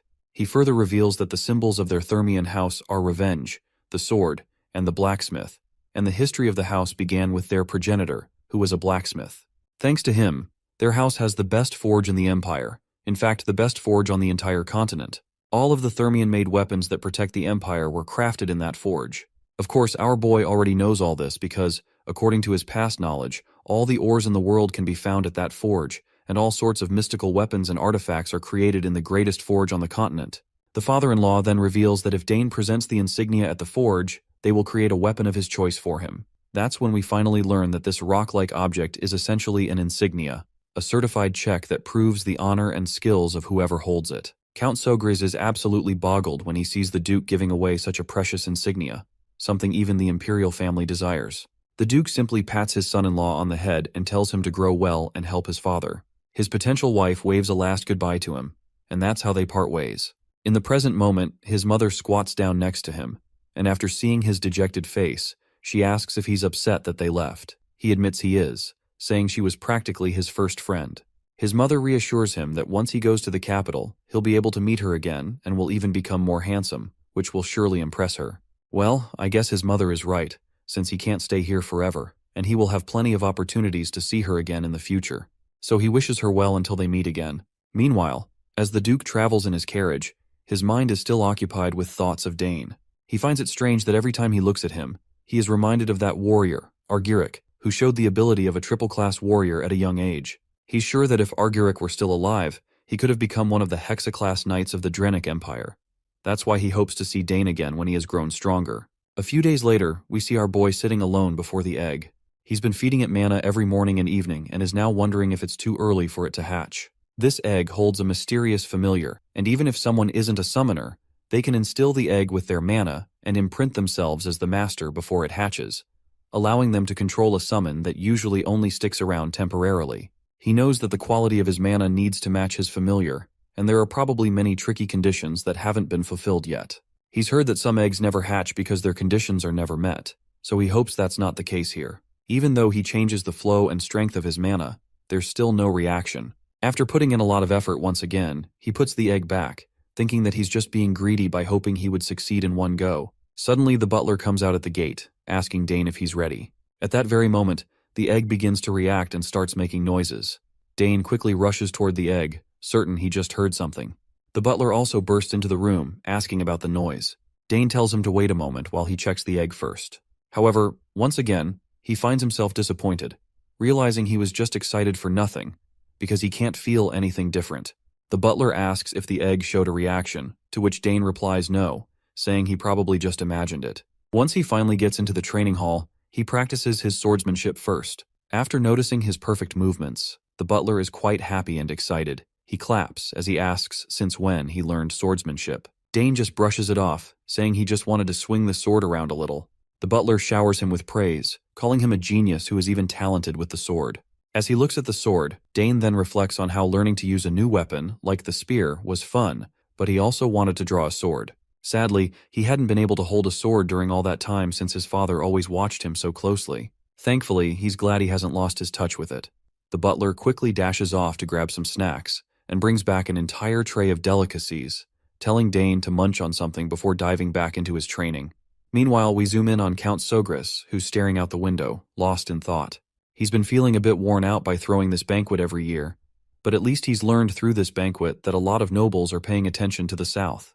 Most of them are eager to forge a good relationship with him, which is a nice change. Ever since the war wrapped up, the South has been sitting pretty with its great climate and all the luxury that nobles just can't resist. So maybe their interest should have been obvious from the start. Still, even with all this interest, it pales in comparison to the attention Dane is getting. You see, the conflicts with the eldest son of Count Tyron were beyond Sogras's expectations, but Dane handled the situation maturely. He calmly and logically laid everything out in front of the adults, which was super impressive, and he even confidently proved his talent. He can't help but think that his son is just a bit too mature for his age. Sometimes he wishes Dane would act a little more like the other kids and let loose a bit. As the clock ticks closer to the training hour, he knows it's time to head to the training hall. He pulls out the legendary spear, Dragontail, and decides to have Dane swing it around a bit today. But as soon as he steps onto the grounds with the spear in hand, he freezes when he spots Dane swinging his sword instead. Now he's curious about why the sword. His mind thinks back and he's convinced that damn Duke must have said something to him. Otherwise, there's no way Dane would be wielding a sword after all that spear training. He just stands there, watching his son pull off all these cool stunts with the sword. Seriously, Dane looks like he knows what he's doing. The strength he's displaying is something even seasoned sword fighters would have a hard time matching. It makes his father wonder since when did he learn all this. But one thing is for sure, that Dane is definitely talented with a sword too. He finally calls out to his son, asking just when he learned all those impressive moves. Well, it looks like Dane's long-held secret is finally out of the bag, so he decides it's probably best to tell his dad the truth. He admits he didn't actually learn any of it. Hearing this just leaves his father even more perplexed, leaving him wondering if this is yet another hidden talent of his. He starts to think out loud about how Dane already knows spearmanship, magic, assassination, summoning, and now swordsmanship too. He adds that if he were someone else, he wouldn't believe a child could show talent in all these fields. Then he asks Dane if he's curious about the world beyond their walls. Dane looks a bit confused, not really sure what his dad is getting at. The father then tells him that if he wants to explore what's out there, he should go for it. He genuinely believes this country might be too small for his son's vast talent, and if he stays cooped up here, he'll be the one missing out. Dane feels a wave of sadness wash over him as he realizes his father has come to terms with the fact that he can't hold on to him forever. So, he finally says he'd be glad to learn about the world outside. His dad smiles at this and quickly gets to the point, telling him that it's finally time to prepare his son to go out into the real world. He admits it's a bit bittersweet to see his son go, but he knows he has to respect Dane's desires. Then, he presents the spear to him, saying he brought something extra special today. It doesn't take long for Dane to realize what it is, and his dad clears up any lingering doubts by reminding him that this is Dragontail, the spear that reacted to him on his first birthday. He extends his hand, encouraging Dane to take it. The moment Dane picks up the spear, it starts to react, and he can feel an incredible surge of power coursing through the weapon. His dad chuckles, saying it's reacting way stronger than when he was just 1 year old, and honestly, who could blame him for that? He then proudly tells his son that he plans to make him master the spear before he heads out, so he better be ready. He promises Dane that one day, Dragontail will be his, but first, he needs to grow strong enough to wield it with pride. Dane eagerly promises to work hard and honor his father's teachings. Later, back in his room, Dane's mind is buzzing with thoughts about the outside world. He's always been curious about it, even during those long days on the battlefield. As a soldier, all he really knew was war, setting up camp, cleaning his weapons, eating bland food, and gearing up for the next battle. The only way out was for the war to end, or for him to die in battle, and honestly, it felt like those were his only options. But now, with the chance to live a normal life ahead of him, he can hardly imagine what life outside the battlefield could be like. Still, as Dane, he knows he has to embrace this opportunity. He has no clue how his talents will be used, how the world will accept him, or what he can achieve out there. But for the first time, he has the chance to travel, explore, and accomplish anything he sets his mind to. At first, all he wanted was to stay and enjoy the warmth of this place. But thanks to his dad's question, his thoughts have shifted, and he's finally made up his mind to venture outside, and he's feeling pretty excited about it. Just as he is thinking about this, his mother pops into his room, which leaves him startled for a moment. He asks her when she entered the room, and this crazy assassin lady reminds him that he was so deep in thought that he didn't even hear her knock.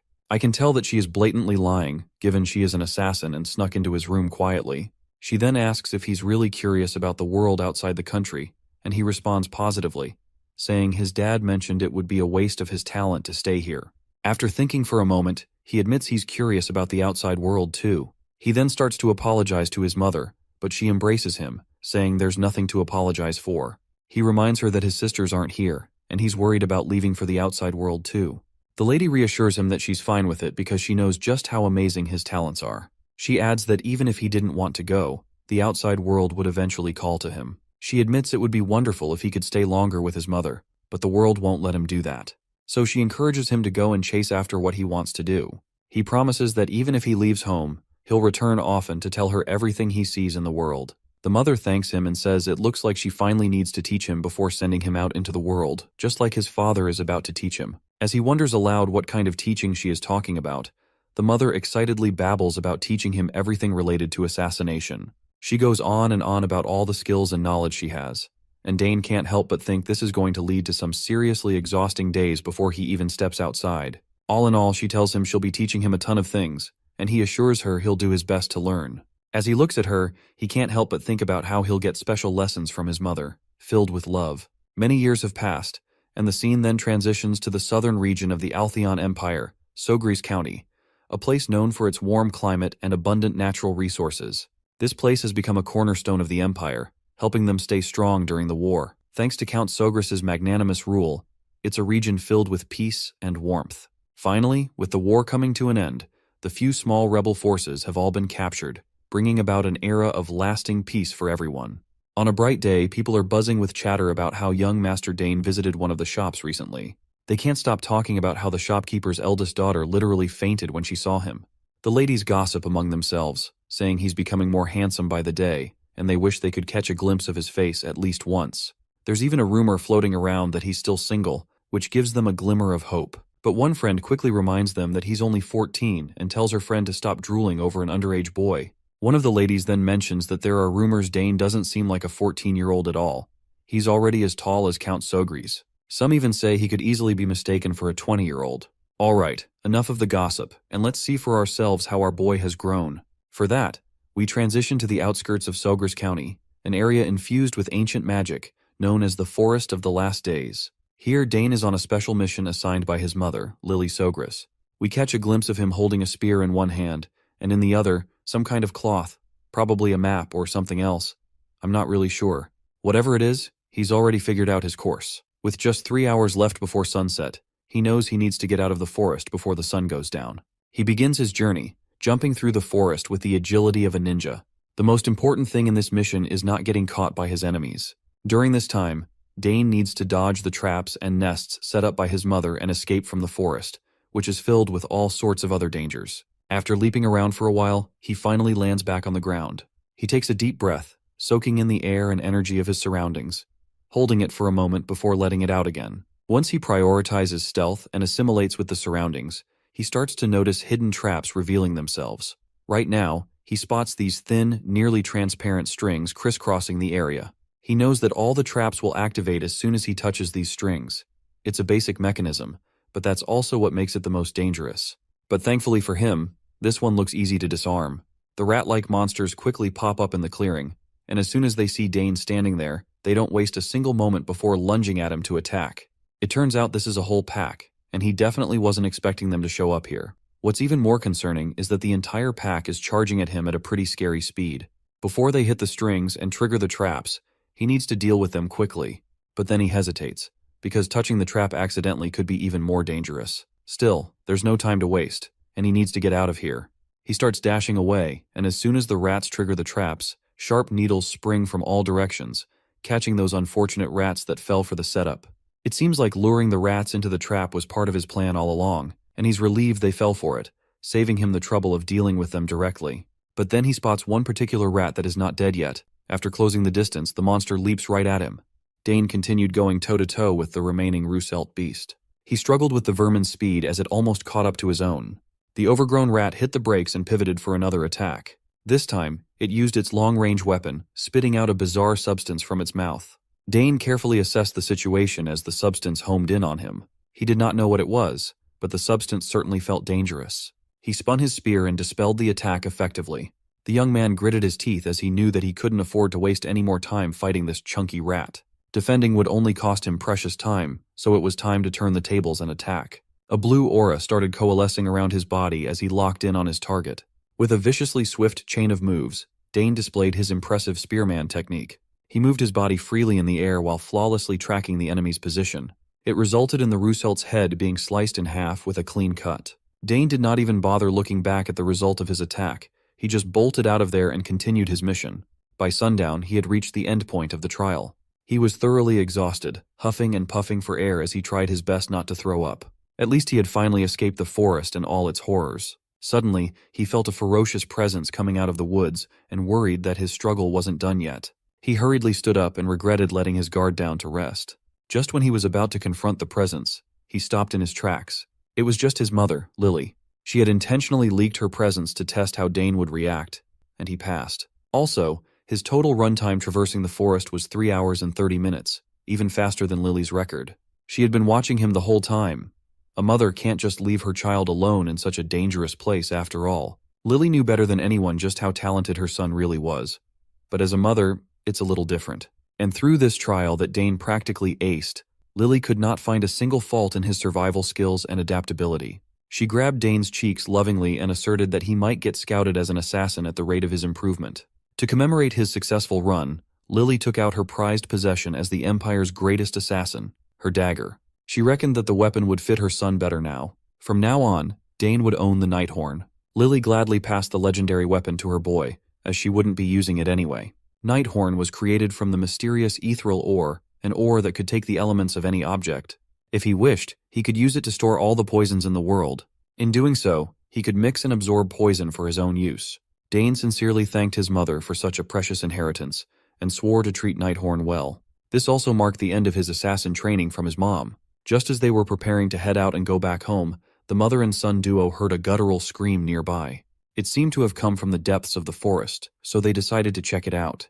We jumped forward to a few days later, inside the walls of the Sogres County Annex Tower. In one of the guest rooms, a man woke up coughing and screaming in horror. He had long, flowing white hair and a beard, and he seemed utterly confused. The mysterious man struggled to catch his breath after waking up from his slumber. He finally looked around the lavish room and wondered where he was. The last thing he remembered was eating a mushroom in that damned forest.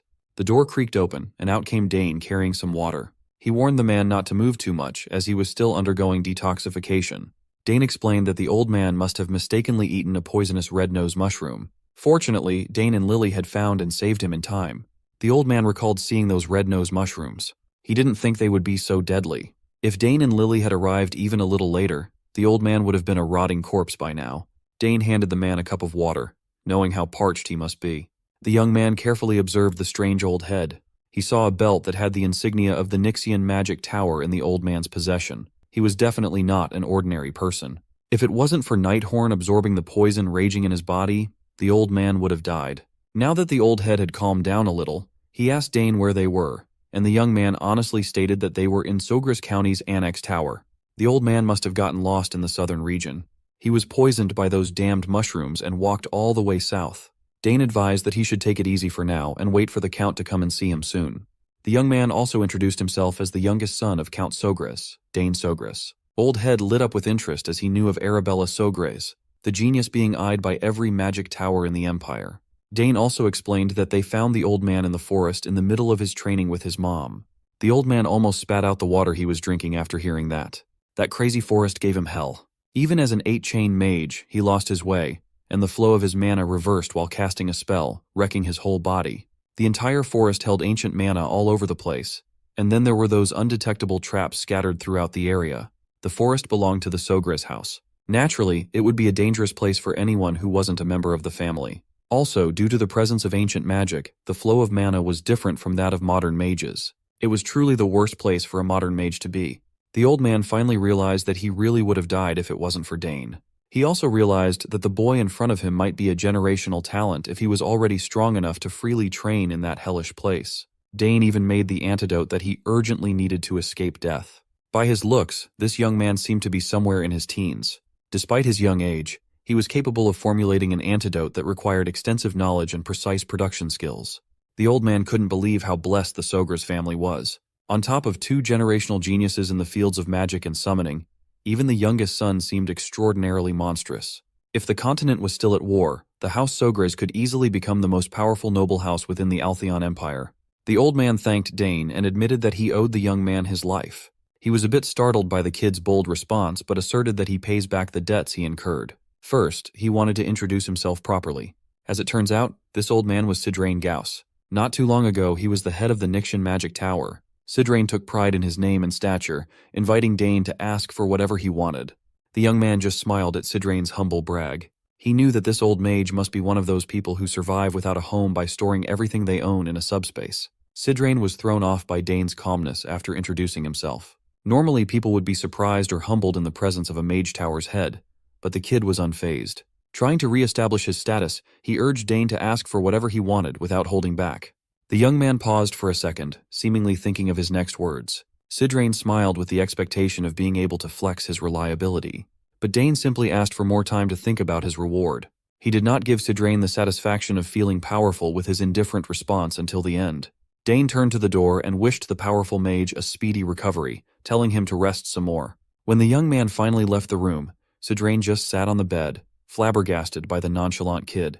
He was the first person to ever treat Sidrain as if he were just some common magician. Old Sidrain was thinking of taking his leave after staying for a day or two, but that wouldn't be the case now. He had just found an interesting kid in the south, and he wanted to know more about Dane. Dane casually explained to Herman who Sidrain was, and the attendant excitedly explained that 8-chain mages are at the top of the food chain, the elite of the elite. That meant that an influential figure was currently indebted to Dane. You see, magic towers function as independent territories on this continent, more like sovereign nations. That meant Sidrain was an immensely influential person. Still, it's a mystery why the head of a magic tower was wandering the forest in the first place. But that was no ordinary forest. Mages consider it a forbidden area, dubbing it the Forest of the Last Days. Just from the name alone, it's evident that it's not the type of place ordinary people should take on. Dane looked at the sword in his hand and tasked Herman with getting him a new one. The ones he had been using had become too lightweight and short for his body. Luckily, they had a whole array of weapons from the spoils of war the Count brought back. Tomorrow, Dane could start training with a proper longsword. For now, he would just use the lightweight blade to wrap up his training. Come to think of it, he had the crest that Duke Thermion gave him too. A free coupon to forge whatever weapon he wanted. It had been 7 years since that day. Looking back, Dane remembers those days fondly. If he happened to venture into the capital, his first stop would definitely be the Duke's territory. After practice, Dane ran into his father outside the training hall. Dane thought his dad had matters to take care of outside the castle, but surprisingly, he returned earlier.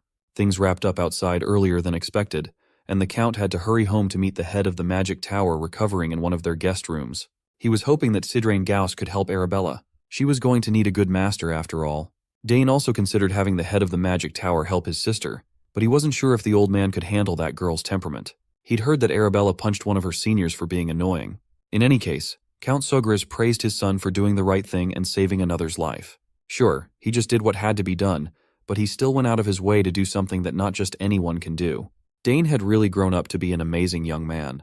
As the years go by, it's getting more and more difficult for Count Sogris to even catch a glimpse of his daughter's faces. Arabella had finished her extended semester and was now choosing a magic tower to join, while Claire had been appointed as an assistant professor. It's the cost of having extraordinary children. Sure, Claire and Arabella were outstanding in their own right, but the Count also had high expectations for his only son. He often wonders how the world would handle a man of so many talents.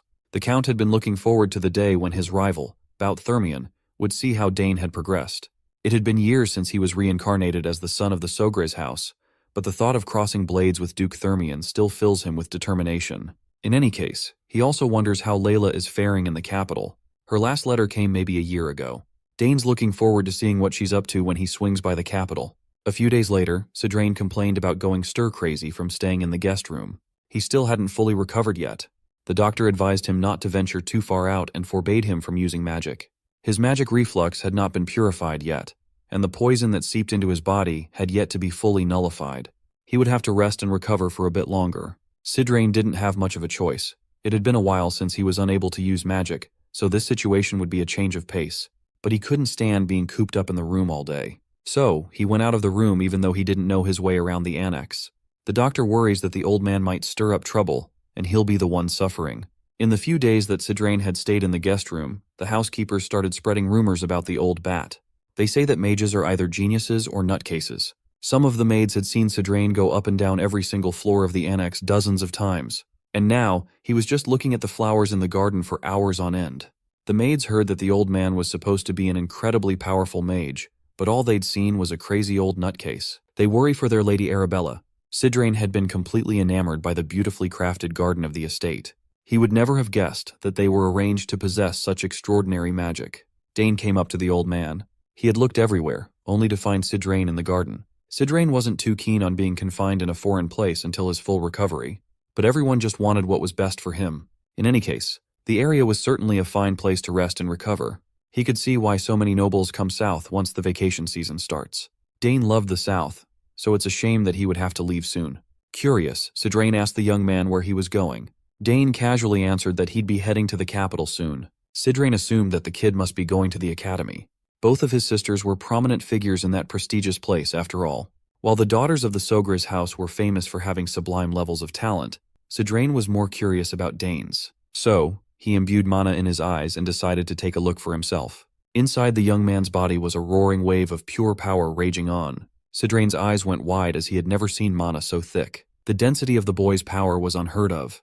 If geniuses in his age group could be considered a stream, then Dane was a raging rapid clearing everything that stood in his way. Normally, the sheer amount of magic in such a young body would be so unstable that it would be on the constant brink of bursting out. But that was not the case here. Dane finally called out the old man for assessing his magic without permission. He called it rude. Sidrain awkwardly stopped his prodding and praised the young man for noticing. He apologized and admitted that he might have been thoughtless. Inside, Sidrain was still trying to make sense of how Dane could contain such wild power inside him. In his years of being an archmage, the young man was a unique case. Confused by the old man's reaction to what he saw, Dane wondered what was up. Sidrain was so focused on the quantity and density of Dane's mana that he only realized now that the kid didn't have a magic circle. With his raging mana, a magic circle should be easy to form. The old man's face twisted in horror when he realized what travesty must have happened to the young man. Sidrain peered into Dane's heart and saw 2 mana cores. Of course, it was an unbelievable feat to develop 2 mana cores at his young age, but the old mage looked furious that he went that route. He reckoned that possessing such a crazy density of mana and using it to just wield a spear was lunacy. Sidrain believed that Dane using his mana to form cores instead of circles was blasphemy. The young man practically turned his back on the greatest talent that the archmage had ever seen. Confused by the old man's rant, he asked if he could just use both mana cores and magic circles. That only served to infuriate the old fart even further. He held his head in frustration at the wasted potential. He doesn't even know where to start explaining the gravity of the hole that Dane dug for himself. Sidrain asked the young man if he knew the reason why the lifespan of magic swordsmen was so short. It's because they possess both mana cores and circles simultaneously. However, those 2 concepts constantly interfere with one another. When they clash, problems arise. It had become an untold law of sorts. The mana compressed in the core would be transmitted to the circle. So, a circle that cannot handle the raging power would burst to pieces. Dane had a basic grasp of the concept himself, but he didn't know that it could be that bad. Sidrain had become grumpy seeing the best talent in the world squandered to train with a spear. Dane worriedly asked if it would really be impossible for him to pursue magic without a circle. Sidrain explained that while not impossible, refining mana without a circle to use spells that require purified magic would be theoretically improbable. Also, many have tried going down that theoretical path, but all attempts that Sidrain had personally seen have ended in failure. Nevertheless, this did not discourage Dane from giving this path a shot. Although he hadn't properly tried it before, he just felt like he could cast spells without the refinement of a magic circle. Sidrain thought the boy was going mad. So, Dane did not waste any time and started utilizing what he already knew to rearrange a magic code he was familiar with. After manipulating the runes and the mana in the air, the process went smoothly. With the rearranged magic code, he managed to produce a fire spell that had a decent kick to its explosion. All doubts in his mind were erased as he made it work. It was only a basic one-chain spell, but he managed to cast a spell without a magic core. Sidrain's mouth hung wide open in shock. Common sense dictated that anyone without a magic circle shouldn't be capable of casting spells. In his years of overseeing the Nixian Magic Tower, he had never seen anything like it. Dane continued modifying the magic code and created a mana barrier around his body. He explained that Arabella had discovered his high affinity for magic and wondered if that was the reason he could do improbable things with mana. That could be the case, but what he was doing was way out of the theoretical realm. Sidrain Gauss has stood at the pinnacle of mages for a long time now. This was his first time feeling what the commoners felt in the face of the elites and their otherworldly capabilities. He's witnessing a real world-shattering innate talent. Meanwhile, Dane was just amused that he managed to make the spells work. The old archmage's knees trembled in excitement. Dane had unparalleled mana affinity and purer and denser energy than anyone else in the world. The kid is the real deal. a one-of-one prodigy. Sidrain couldn't take it anymore. He immediately asked Dane if he would like to become a personal disciple. The old man worked really hard to convince Dane to learn his teachings, believing that ignoring such a talent would be a disservice to the world. Dane was getting tired of the old fart's persistence when Sidrain asked if he knew how to use a two-chain magic spell. The young man hasn't been exposed to two-chain magic codes, so he can't cast a higher-level spell. Sidrain Gauss laughed and bragged that if Dane went under his tutelage, he would be able to cast 8-chain magic spells in no time. Still, Dane politely declined the invitation. Sidrain's patience was running thin. Suddenly, Count Sogras interjected and laughed at the closeness of the Archmage and his son. When asked what the two were discussing, Dane honestly answered that the old fart kept on trying to take him in as a disciple, even after refusing several times. At least Sidrain knew how to behave properly in front of the man of the house, as he praised Dane for his potential to become a great mage in the future. He emphasized that Dane has a brighter future than anyone could even imagine, given that he could already use chain-level magic without a circle. As a warrior, Count Sogras had a rough idea of how unbelievable that fact was. At this point, the Count had stopped being surprised by his boy's inhuman feats. The young man had no basic knowledge of spells, yet he could naturally cast them. The Count also praised the former head of the Magic Tower for immediately seeing Dane's talent. But even though the word talent wouldn't suffice, Dane is a genius who could actually succeed in becoming an unparalleled magic swordsman. Hearing that phrase, Count Arkan imagined his son denouncing the spear and taking up the sword. His jolly mood shifted, and you could feel the anger in the air. The title of magic swordsman just doesn't sit right with Arkan. Dane cringed at the fact that Sidrain brought up a word that should never be brought up in front of his father. Failing to read the room, Sidrain continued to hammer in the possibility of Dane becoming a magic swordsman. He even promised to take full responsibility and make the young man into the Empire's most powerful fighter. By the time he realized the Count's mood swing, it was too late. Count Arkan screamed that his boy could not become a magic swordsman at the top of his lungs. Sidrain argued that sword and magic would be the perfect combination for a genius suited for both. Arkan continued ranting that his boy wouldn't become a magic swordsman. If anything, he'll become a magic spearman instead. Sidrain finally knew what the issue was. Dane just tried to stay as quiet as possible as his father calmed himself down. Poor Sidrain had never met a family as abnormal as the Sograses. You see, to a mage, becoming a disciple carries a great deal of meaning. Mages, especially powerful ones, normally raise their successors through the act of something called inheritance. It's a tradition carried through from ancient times to modern times, even when universal magic education had long since been established. What Sidrain Gauss was looking for wasn't simply a disciple, but a successor of his life's work, and the ones that came before him. Given how an 8-chain archmage was still desperately trying to get him to accept the invitation, Dane had gained a great deal of confidence in his talent and potential. He could feel a sense of unknown feeling swirling in his body. Now that he had become familiar with the basics of magic, he remembered a gift that Arabella left him a few years ago. It was a crystal ball he could use if he wanted to see his sister. Right now, asking Arabella for her opinion regarding the matter might be beneficial. Dane dug up the crystal ball and imbued his mana into it. He called Arabella telepathically, who was currently studying in the Academy's library. When she finally recognized his voice, she was surprised. Arabella immediately stopped what she was doing and beamed in joy that her little bro was contacting her. As expected, even Arabella was shocked to hear that Dane managed to use a one-chain spell without a magic circle. She knew his mana affinity was abnormally high, but she never expected it to be to this extent. The circle only serves to purify and circulate energy, so maybe Dane's mana was already pure enough to be used raw. To test this out, Arabella wanted to send a mana stone to the transmission machine in Dane's room to inspect his mana's purity. It's a good thing that he had Arabella to help him with stuff like this. Right now, she's already an established 6-chain mage, and her help has been incredibly reassuring. Arabella reckoned that since Dane could already use chain-level magic, attracting a lot of attention in the Academy would be inevitable. But that's the last thing he wants. It cannot be avoided, though. Talent always draws the attention of the masses. But Arabella assured her little bro that she would utterly destroy anyone who would dare to bully Dane. Speaking of bullies, Dane asked his sister about the news of her breaking the nose of a senior, the second son of the Dwell Duchy. Just thinking about the slimy bastard gets Arabella riled up. Realizing that she was taking the call in a public space, she tried to calm down. Anyway, with enough time, she theorized that Dane's mana purity would continue to increase. It's one of the possibilities they could look into. Unfortunately, their discussion had to be cut short, as Arabella was needed by one of the professors. They said their goodbyes, and she promised to send the aforementioned mana stone over. The fact that Dane might be forging a path that had never existed before had finally sunk into him. With the extraordinary purity of his mana, he jokingly wondered if he had a dragon's heart beating in his chest or something. Meanwhile, Sidrain was still stuck in the annex for his recovery. He used a bit of mana to inspect Dane, and it worsened his magic reflux. He might have to stay for longer. If the kid would just accept his offer, he could have the most illustrious legacy among mages. He wondered just what he could do to entice the young man to join his side if Dane wasn't even interested in learning 8-chain magic. Maybe he should offer some grand and priceless artifact or pass on an inheritance refined through multiple generations. But if he offered his treasures up front, Sidrain could get scammed and he would have nothing left. As he was racking his brain for ideas, Dane knocked on the door. Sidrain wondered if the kid came over to apologize, or maybe even changed his mind regarding the offer. Dane came to find the old bat because he had something he wanted to say. Sidrain immediately assumed that the young man finally reconsidered becoming a disciple, but Dane quickly shut that nonsense down. It's not like he had no interest in magic at all. Sidrain asked if he already had a master or something, and that's why he kept refusing.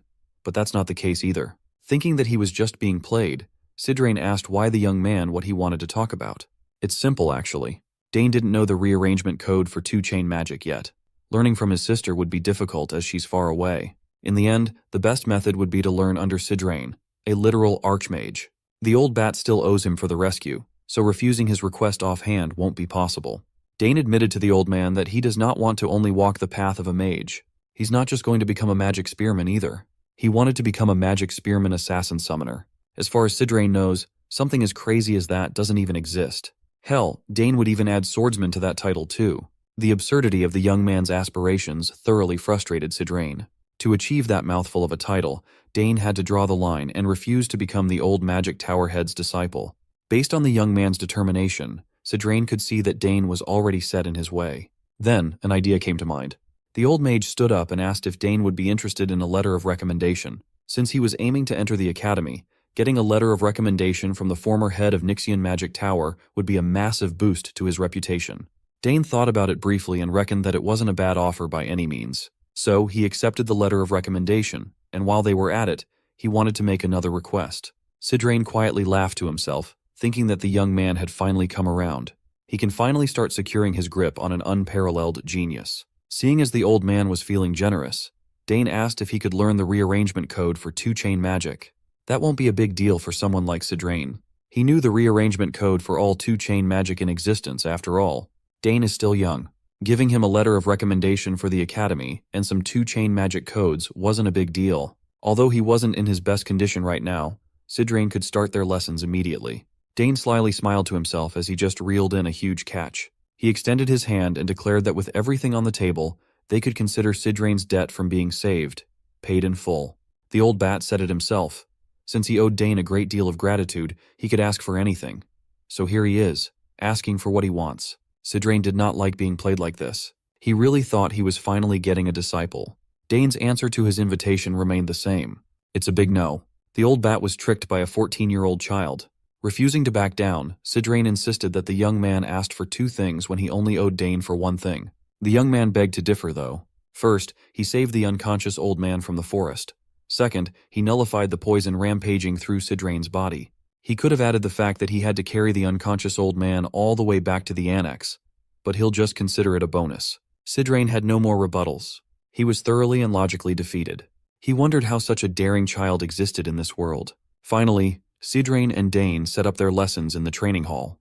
The old man had partially accepted that he might not get Dane as an official disciple, but he could continue to curry favor with the kid in case he changes his mind in the future. Sidrain just could not bear to let such a talent go to waste. The lecture finally started. They would have to work around Dane using chain-level magic without a circle. The young man would have to pay close attention as the rearrangement code for 2-chain magic is a lot more complicated than 1-chain. There are countless aspiring mages who can't even break through to this stage and end up giving up. Dane locked in, glad that he has such an accomplished instructor. Sidrain saw the sparkle in the kid's eyes and made sure not to go easy on Dane. He still had his reputation as an archmage to uphold after all. 2-chain codes are on an entirely different level because the caster has to calculate the amount of mana themselves. The magic density in the atmosphere and even the state of the body plays a vital role all at the same time. Magic's complicated nature is the reason most people give up on it entirely. Sidrain gave the complex definition, expecting Dane to ask for a simpler explanation. When he asked the young man if he needed any clarifications, Dane just smiled and let him continue. To Dane, learning not only the rearrangement of magic codes but also information he had no idea about was eye-opening. To make sure that he really got the principle, Sidrain asked him to discuss the rearrangement laws of magic. According to the young man's notes, the first law was coexistence. Magic power can exist in the physical world and with other sources of mana. Through coexistence, mages use their own power and the magic power in their environment to activate their magic. The second law is conservation. If magic power can collect enough of a particular elemental material, it can exhibit different attributes through conservation. Not only does Dane have a deep understanding of magic's nature, but he's also adding his own interpretations. Most people would find the theory of magic boring, but that wasn't the case for the young man at all. He had talent, tools, and a hunger for knowledge. How could such a perfect mage candidate exist? Continuing the lecture, Sidrain explained that magic codes become exponentially more complicated every time the chain increases.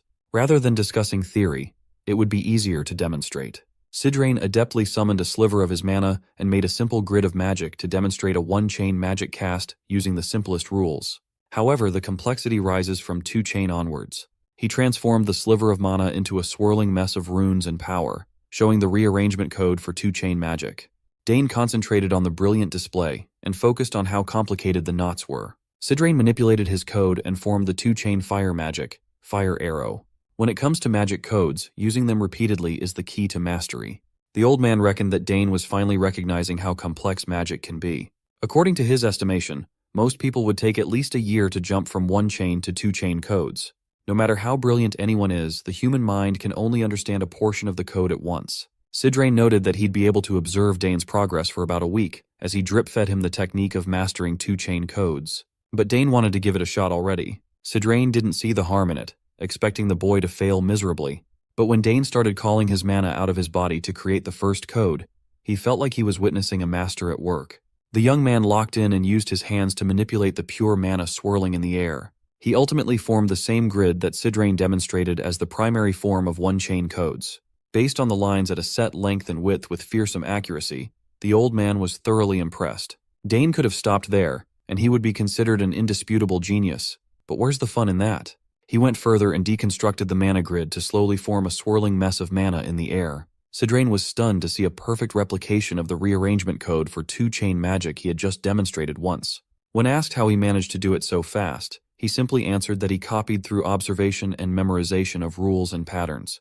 He pictured every factor in his mind while forming the magic code, and it came surprisingly easy to him. Sidrain just kept getting wowed time and time again. Even though he, as a magic genius, took a while to get to two-chain, a boy without a magic circle easily made it in just a few minutes.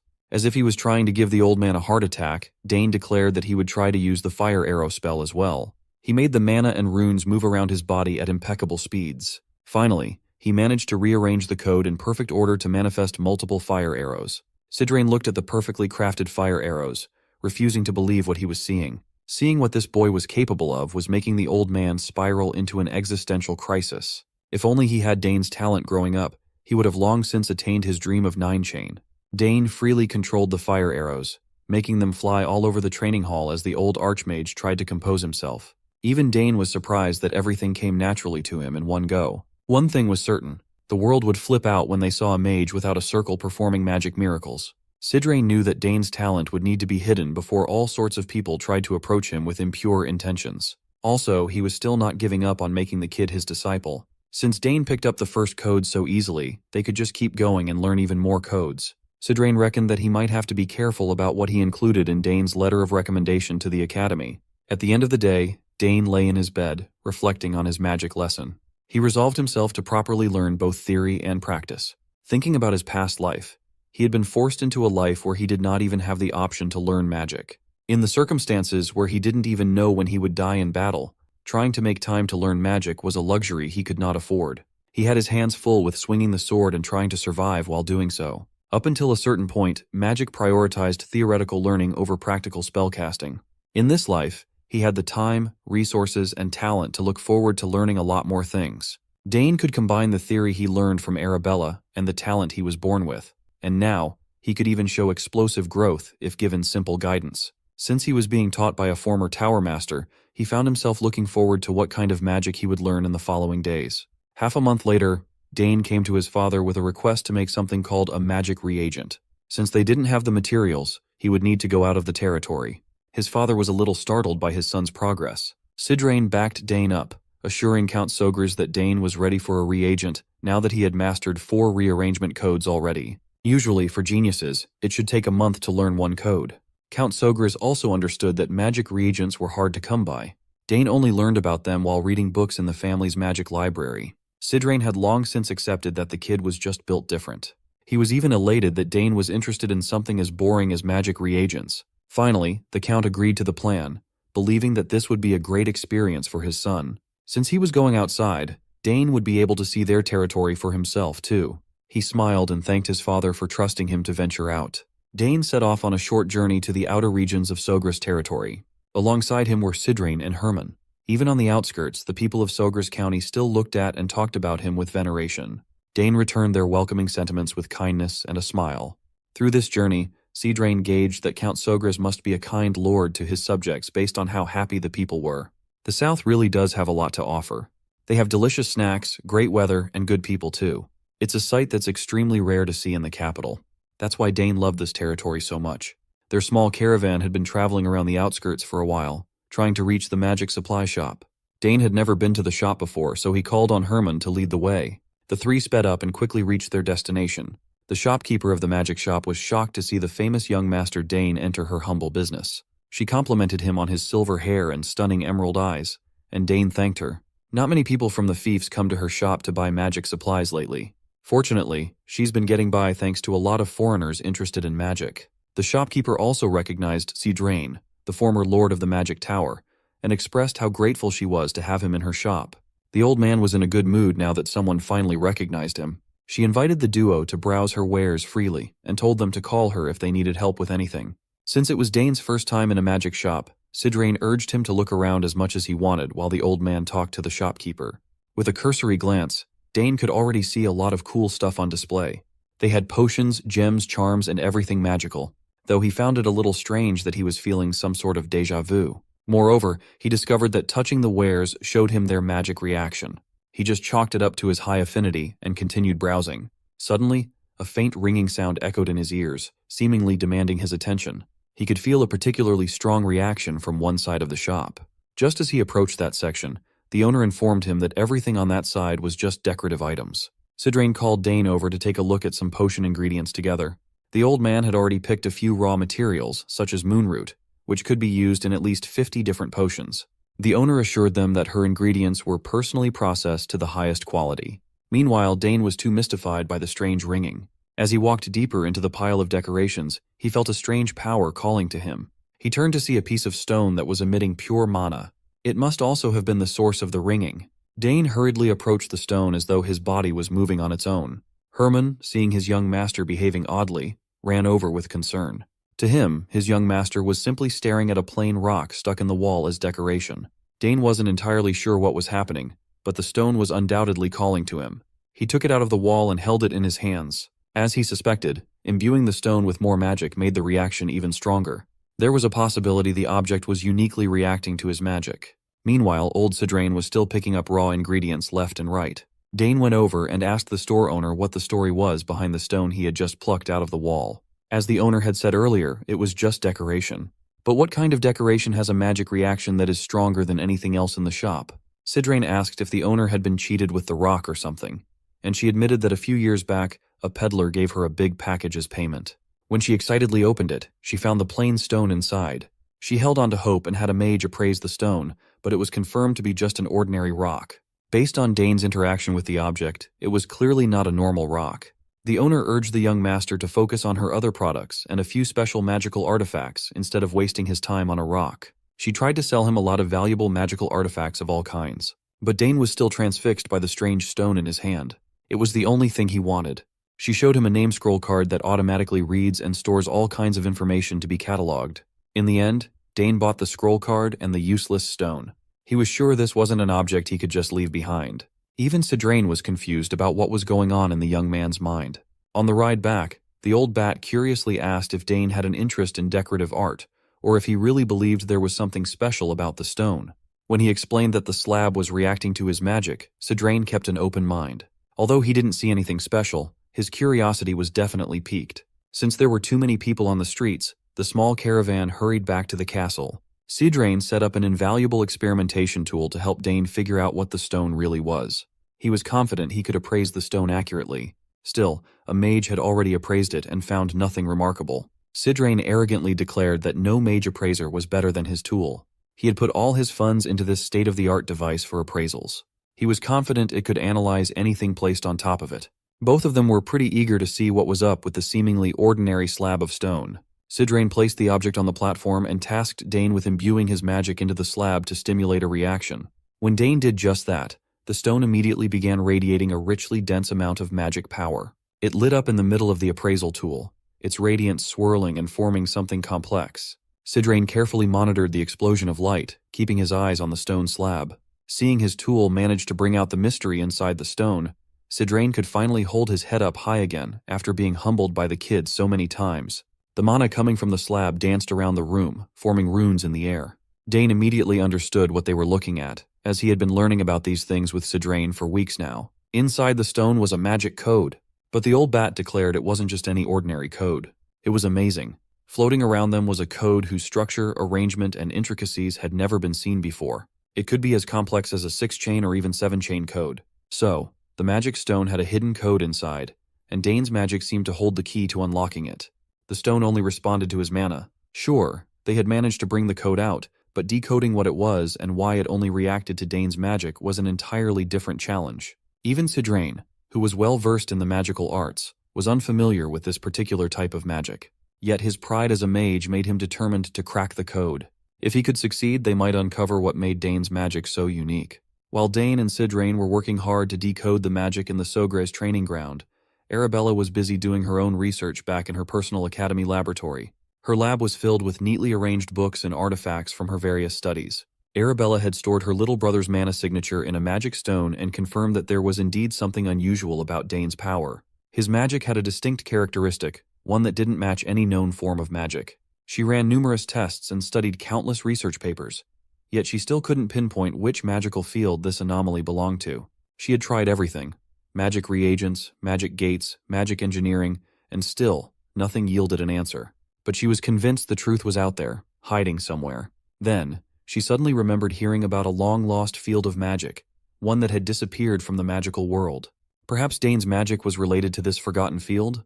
Arabella began rummaging through her mountains of books and literature, trying to remember where she had stored that old tome. It was a book that discussed alchemy, divination, spiritualism, necromancy, and a primitive form of magic code. While she excitedly searched, another dusty tome fell from the shelves. She picked it up, noticing it was an ancient magic book. Come to think of it, she had once studied the long-gone magical kingdom of Arcana, a civilization said to have existed over 2,000 years ago and inherited ancient magic from an earlier age. It was said to have practiced forms of magic that no longer existed. Arabella laughed to herself, shaking off the idea. Ancient magic had vanished a long time ago. There was no way Dane's magic could be connected to such a relic of the past.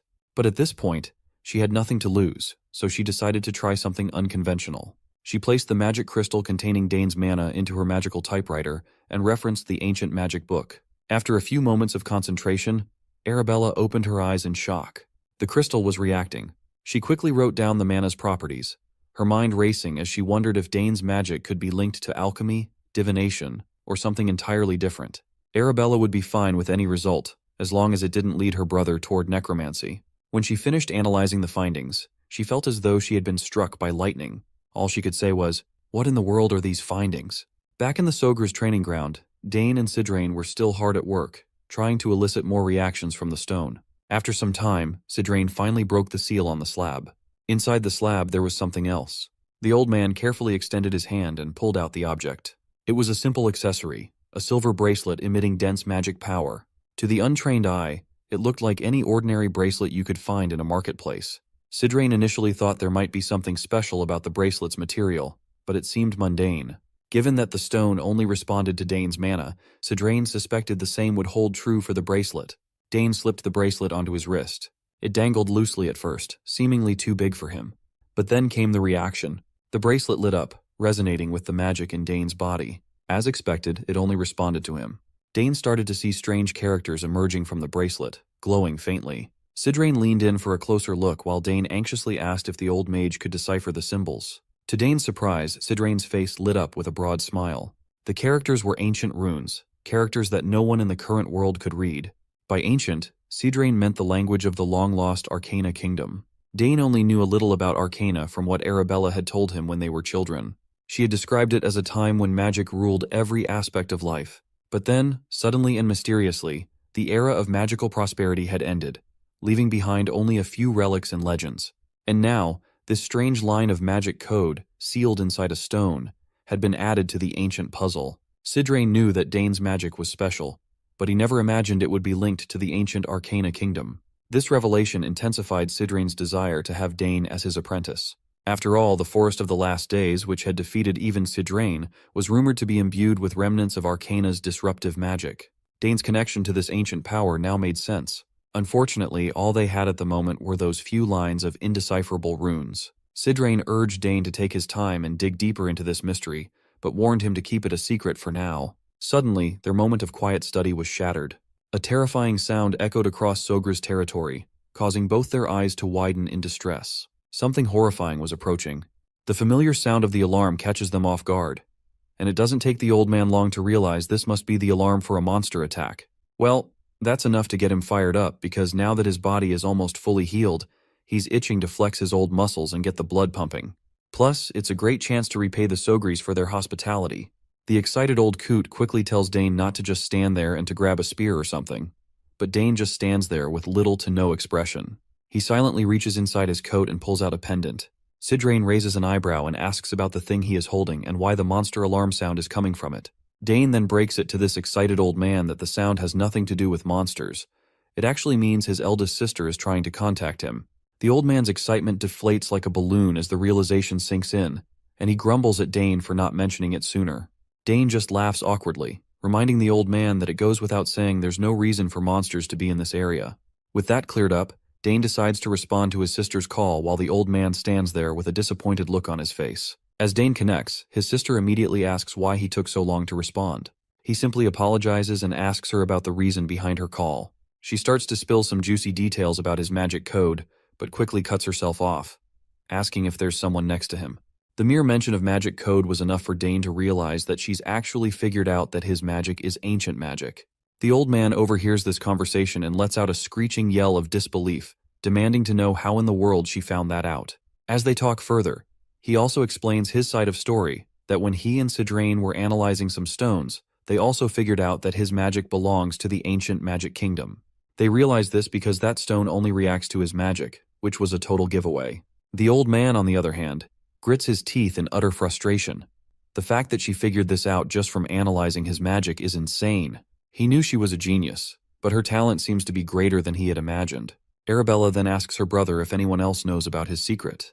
Dane responds with a quick no. She breathes a sigh of relief and tells Dane and Cedrain to keep it a secret, because if his secret gets out, he won't be able to handle the consequences. She then apologizes to Cedrain for not introducing her first, before diving into the conversation. The old man just laughs it off, saying he already knows a lot about her from Dane. As for keeping Dane's magic a secret, he assures her he won't let a single soul know about it. If this information leaks, not only would Dane be in trouble, but the whole House Sogris would be caught up in the huge aftermath.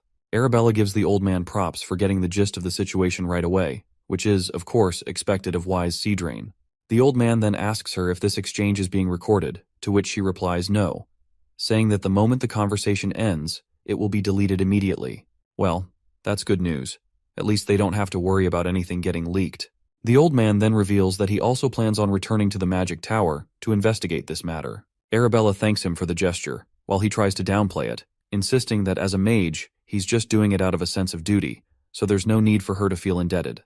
Speaking of the Magic Tower, the old man reveals he heard she was looking for a tower to join, and asks if she has decided which one she wants to go with.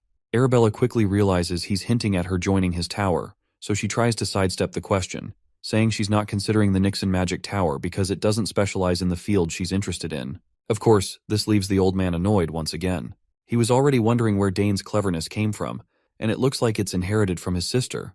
He doesn't voice his frustration, though. Instead, he just laughs it off, saying she doesn't have to join their magic tower after all. Meanwhile, Dane feels a bit concerned watching this old man, especially since his sister was so straightforward with her words. Anyhow, she decides to wrap up the conversation by telling him they can talk about the details later.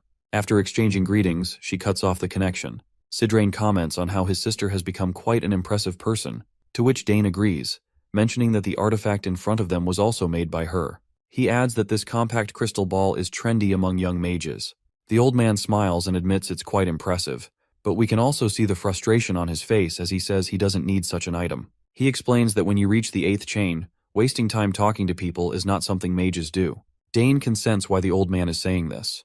The fact that this old coot doesn't want a trendy item like that only hints at the fact that he doesn't have any friends. Later, Dane spills everything to his parents about the ancient magic, and his mother looks quite concerned to hear this. But his father reassures them that if anyone targets Dane, they'll make them pay. His mother agrees, saying she won't hold back when it comes to the safety of her son. Once again, Dane feels a bit uncomfortable with their intense protective instincts, but he has to admit there's nothing safer than being looked after by the two of them. Sogris then states that if what Dane said is true, does that mean their lineage holds latent ancient magic? His wife acknowledges this and also wants to know if any of their ancestors had it. She decides to check on her side of the family first. The matter is quite intriguing, and Dane can't help but wonder what could be unearthed if both sides of the family dug into this. Though it's not really important to him, it still makes him curious. Anyhow, his mother reminds him that he's already surpassed his limits in many ways. If he continues to stay here, it might hinder his growth, so he should consider slowly making his way to the capital. The mention of the capital startles him, and his parents further remind him that he needs to be at least 14 years old to enter the academy. Now that he's at that age, he shouldn't waste any more time. Sogris makes it clear that he wanted to keep Dane for another year or two before sending him off, but it doesn't look like there's anything left for him to learn here. His mother reassuringly puts her hand over his and tells him he can leave whenever he wants, emphasizing that the decision is entirely his to make. Dane is surprised to see this because he wasn't expecting them to have already come to terms with the fact that he needs to leave this place. His father is confident that his son will make him proud and encourages him to go and indulge in his talents to his heart's content. Dane smiles at this, saying he understands what they're both saying, and he promises to prepare for entering the academy. The family of three smiles as the decision is finalized, and by now, Dane is also hyped up to finally transition to the next level in his life. Later, Dane fills Sidrain in on his decision to leave the mansion. The old man asks if this is really his choice to leave, and Dane confirms it, though he admits it's a bit sooner than he had initially planned. The old man then also expresses his support for Dane's decision, saying that having his talent restricted here would be a waste of potential. He also gives Dane a word of advice, not to reveal too much about his talents all at once to other people. While the academy welcomes talent, not everyone thinks that way, and there are people who might get jealous. Dane is already aware of this, though, because Arabella had warned him about it, and mentioned some outrageous situations she had encountered herself. The old man further states that it's hard for mediocre people to thrive in the academy given the atmosphere, but he assures Dane that House Thermion isn't one of them. Speaking of House Thermion, Dane quickly remembers Layla and the promise he made to visit her once he gets to the capital. He knows that if he doesn't visit, she would be greatly disappointed in him. He also recalls the crest Duke Thermion gave him, so he plans to think about what kind of weapon he wants before heading there. The old man then reminds him that there are 3 months until he enters the academy, so he should plan to depart from here in 2 months. Dane acknowledges this and returns the question, asking the old man about his own plans. Sidrain replies that he's going to return to the magic tower because he has something he needs to take care of. He expresses his gratitude to Dane for helping him resolve his boredom, and as a gesture of goodwill, he wants to return the favor by letting Dane know about any clues regarding this ancient magic. Dane is quite grateful to hear this. The old man points out that now that Dane has only a short time left here, the lessons should be the major concern for him. Sidrain wants to accelerate the process to finish the lessons before time, but he warns Dane that the 3rd chain is considerably more difficult than the 2nd chain. Dane promises to study hard to reach that level. Dane then says that he has prepared a gift for the old man. Sidrain perks up at this, clearly curious about what the gift might be. Dane promptly pulls out a box and tells the old man that he received this yesterday from his sister using teleportation magic. He explains that it's a very hot item among young people right now, and this particular model is a new compact crystal ball that hasn't even been released yet. He adds that Arabella developed this new product, and he pulled some strings to get it as a favor. The old man quickly picks up the stone, and he looks absolutely excited to have it for himself. He compliments how pretty the stone looks. Although he claims he doesn't need something like this, he still says he will graciously accept the gift Dane has prepared. No matter how much the old man denies it, the look on his face makes it clear that he's totally thrilled to have this product for himself. Dane then spends his time explaining to the old man how to use the crystal, just like any teenager would teach their grandma. As night descends and he gets back into his room, He reflects on how he has a lot to do in the little 2 months he has left. He reveals to us that his main interest lies in summoning, so he decides to make it his goal to officially take classes in summoning, get issued a summoning sign, and have a chance to take the qualification exam. Since Claire is an assistant professor, he's hopeful he might see her often when he's attending classes. Speaking of summoning, he remembers that he nearly forgot to imbue magic into his familiar, so he promptly grabs the egg and transfers some of his magic into it. You see, for 7 years straight, Dane has diligently imbued magic into the egg every morning and night, but there's still no response. However, since the magic he's imbuing isn't going anywhere else and is being absorbed by the familiar, he's sure that the egg will hatch someday. The next scene transitions to the academy, where students are chatting about the enrollment exams, which come in the form of 2 tests. One is a common exam, while the second is a specialization exam. The common exam is a type of prep exam focused on insights into the Empire's culture, history, and more, but Dane should have no problem with it. Arabella fills her brother in on the details through the crystal and reassures him that doing well on this exam is important, since it'll reflect on his admission score. After that, there's the specialization exam. As the name suggests, you have to pick a major and take a test, and the content is up to the professor. But Arabella is confident that this part will be a piece of cake for him too. Dane remembers that Arabella passed that test pretty easily, and she just smiles, saying, "Yep, it was a piece of cake for me." She then reveals that once he picks a major, he can't change it, so he has to choose carefully from the start. She mentions that she would really appreciate him if he chose magic. As Dane swings his sword on the training grounds, he can't help but crack an awkward smile at how she still hasn't given up on trying to persuade him to join the magic program. To brush her off, he tells her that he'll think about it. Then he asks if there's really no other way to change his major after enrolling, like she mentioned. Arabella explains that's usually how it works. The only real option is to graduate and then come back, though he can still take classes from other majors. But once he's in his 3rd year, they usually don't allow non-majors to take upper-level classes for a different major. In other words, he's got one shot to pick a major. She also explains that for someone as talented as him, there's an autonomous major system. Dane is pretty fascinated to hear this and asks how it's different from the regular majors. His sister casually tells him that unless he plans on failing, she'd advise against applying there because no one has ever managed to pass that exam so far. But it seems like Dane's already set his sights on it, and the way he pauses for a moment tells his sister he's actually considering something daring. But he quickly assures her that he's not going to do anything reckless, and with that, he decides to contact her later. Once the call ends, Arabella wonders if she's being too pushy about him joining the magic program. Still, she thinks it's the best choice he's got. Just then, a student approaches her to say the professor is looking for her.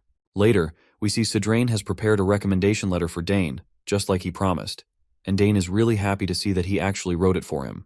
The old man feels proud as he tells Dane that he put extra thought and care into crafting the recommendation letter. He didn't just write the usual generic lines. Instead, he made sure it looked impressive, and that the words truly reflected Dane's strengths and potential. For Sidrain, it was a sincere effort to support Dane, something he doesn't always do to this extent, so he advises Dane to feel somewhat honored. Dane quickly smiles and promises Sidrain that he'll live up to his expectations. But the old man grumbles, a bit annoyed, that it would have been so much better if Dane had agreed to become his disciple. He says their current relationship is technically that of a disciple and master, but he's not sure if Dane will ever acknowledge him as a true master. Well, it seems the old man might have a point because the awkward smile Dane gives shows that he really doesn't want to think of him that way. Anyway, the old man asks if Dane has finished his preparations, to which Dane confirms that there's not much he needs to take with him. He mentions that the academy dormitories are equipped with everything they need. Sidrain does agree that the facilities are great there. However, he adds that only a select few have a monopoly over them, and with that said, there's no way Dane would lose to those arrogant nobles. Dane laughs awkwardly, because from what he's heard, the academy has become a bit of a gathering place for the thugs of the nobles. Sidrain warns him to keep one thing in mind. That place is where numerous kids will bare their fangs if they think he's looking down on them. Dane reflects on this and realizes it's just like the law of the battlefield, something he's quite familiar with. He assures the old man that he'll keep that in mind. Sidrain then gives him permission to contact him whenever he needs anything. Now that he has got that compact crystal, he better make good use of it. Hearing this, Dane figures out that Sidrain must be leaving soon, to which the old man quickly agrees, and he is quite surprised that Dane can guess it correctly. He reminds Dane that it would be troublesome for him to stay here since his father has offered him a position as a mage advisor. But that's something to think about later when he truly has nothing else to do. Sidrain is sure that Dane will understand his situation, especially since there's a lot that needs to be done in the magic tower. It doesn't take long for Dane to realize he must be talking about researching ancient magic. The old man then thanks Dane, and our boy returns the gesture, thanking the old coot for all the time he's invested in a kid like him. They both share a smile, looking forward to seeing each other again, and the old coot can't wait to see how much Dane is going to grow in the future. With that, the old man begins to walk away, telling Dane not to come out to see him off as it would be a bit awkward. Dane wishes him a safe trip, but he can't help feeling a bit sad inside. He's grown quite close to this old man. The next day, Dane's father asks him if he's going to leave now that Sidrain has departed safely. Dane confirms that he's finished all his preparations. His father then remarks to his wife that with their son leaving too, the castle will feel very empty. But his wife quickly reassures him not to feel too sad about it. On the contrary, she's relieved Dane is finally setting off. Her main concern is that she doesn't want him to face any difficulties on his journey to the academy. Her husband assures her that since Dane will be using the teleport gate that Arabella arranged, nothing should go wrong. The doting mother smiles, admitting she's just worrying over nothing after all. In any case, she feels really proud of herself for raising their kids well, especially compared to other houses where children are busy fighting each other over succession. The father comments that the day will come for the Sogre's house as well, and they'll have to make a decision. But he believes that no matter which of the siblings steps up, anyone would be suitable for succession. Right at that moment, Dane walks into the room, and his parents greet him pleasantly. His father asks if he's ready to leave, while his mother asks if he's taking Nighthorn and the mark she gave him. Dane smiles back at them with a bright smile, confirming that he has them both. His mother then reminds him to take the mark to the place she told him about and show it to them whenever he thinks he needs help getting out of trouble. Dane acknowledges this, saying he'll keep it in mind, though he's curious about those people, wondering if they're her former colleagues or friends, to which his mother says they're indeed some of her closest colleagues. She mentions that it's been quite a while since she last saw them, but she's sure they'd be more than willing to help. As soon as Count Sogres hears the conversation between mother and son, his face tenses, looking almost like he's going through serious constipation. He's worried that if Dane follows his mother's advice, he might end up on the path of a full-fledged assassin. So he quickly speaks up, telling his son to find Duke Thermion as soon as he arrives in the capital. The Duke will help him until he enters the academy. At this, Dane's doting mother begins to shed tears, sorrowful to see how her son has grown up and is now leaving. Her husband gently reminds her that there's no need for tears and suggests she send him off with smiles and good wishes instead. Meanwhile, Dane steals his courage. Even though he'd planned to leave, he'd always felt a bit reluctant. But now it's finally time to set off. Herman then escorts him to the teleportation gate, while his father watches from a window. We also see a shady figure working under the Count Sogre's command. The Count tells his man, Gilad, to tail Dane as carefully as possible and make sure he reaches the teleport gate safely. Gilad acknowledges the order and gets moving. Meanwhile, in another room of the castle, Dane's doting mother has also summoned her familiar, known as Shadow. As expected, she gives him the same command as Sogres gave to his man, which is to ensure that Dane teleports safely. Shadow takes the order and immediately sets off. Once Dane arrives at the portal site, Herman is shocked to see the massive machine for the first time, and it's huge. Dane also acknowledges how truly magnificent it is. The butler comments on how Lady Arabella seems like an amazing person, to which Dane agrees, saying he can see why it took her a whole year to build this. Excitedly, the butler asks if just stepping onto the platform will activate the teleportation. Dane confirms this with a yes. He marvels at how much effort she must have poured into it because teleportation magic isn't like other kinds. It requires precise arrangement of codes, and the magic has to be continuously imbued while the code is rearranged before casting can finally become possible. The gate that Arabella installed is a perfect device where all the teleportation conditions have been met. Herman then wishes him good luck and tells him to take care of himself. Dane reciprocates the gesture and starts walking toward the portal. As soon as he steps inside, he decides to pour magic into the gate to activate it, just as his sister suggested. Once he does this, the gate opens up, and an arcane blue energy engulfs him. As the teleportation takes place, the scene transitions to a bustling street where everyone is going about their lives. In the middle of it all, we see our boy on his horse. A big smile spreads across his face as he realizes this is the entrance to the capital city, Artenia. As he makes his way through the crowd, an unfamiliar voice calls out to him, stating that he's been waiting for him. The man before him appears to be a knight, and he promptly introduces himself as Luik Asmar, captain of the First Corps of Knights for House Thermion. Seeing the captain of the Knights personally come out to greet him is a bit overwhelming for Dane. He never expected this to happen. The knight states that he and his entourage will escort Dane from this point onward. At that moment, he turns his head around and orders his knights to secure the route, and the soldiers acknowledge the orders without a shred of doubt.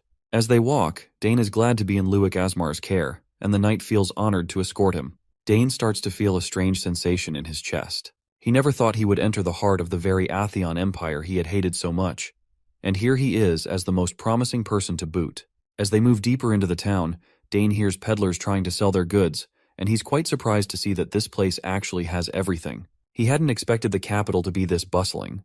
The knight then reveals that they are finally walking through House Thermian's estate. This perks Dane up, and as he looks ahead, he's absolutely boggled by the magnificence of the place. However, he can't shake the feeling that something is off, as if someone is watching him, making him wonder if he's imagining things. As Dane approaches the entrance, the household servants warmly welcome him inside, leaving him completely astonished. They stand in a flawless lineup, their etiquette and adherence to their roles perfect and natural. Quite a stark contrast to what he's used to in the southern region. Once Dane finally comes face to face with Duke Thermian, he promptly greets the head of the house and plops down on the ground to pay his respects. Thermian accepts the greeting warmly and invites him inside, eager to hear all the juicy details about his tiring journey. Once inside, Thermian comments on how much Dane has changed since the last time he saw him 7 years ago. He's sure that even kids 1 or 2 years older than Dane wouldn't compare to the riz and aura he has, and he's certain that Count Sogris must be a proud father. He further states that while this place might not measure up to Count Sogris's castles, he tells Dane to enjoy his stay until the Academy's entrance exam. He also promises to assign a servant to Dane, who would fulfill any wish he desires. Dane thanks him and promptly asks about Layla, wondering what she's been up to and how she's doing. Thermian says she's good for the most part, but asks if Dane has had any disagreements with her recently. Dane inquires what he means by that, and Thermian explains that these days, whenever Dane's name comes up, Layla always seems a bit unpleasant. Dane quickly states that he doesn't remember having any disagreements with Layla. Thermian takes this into account and assumes it might be due to the pressure she's feeling from the entrance exam, but he's confident that someone like Layla will easily pass it. Meanwhile, Dane wonders what could have caused her to act so strangely and thinks maybe it's just a phase related to puberty. Thermian then decides to give Dane some time to rest, suggesting they can catch up later, but he hints that Dane should be gentle.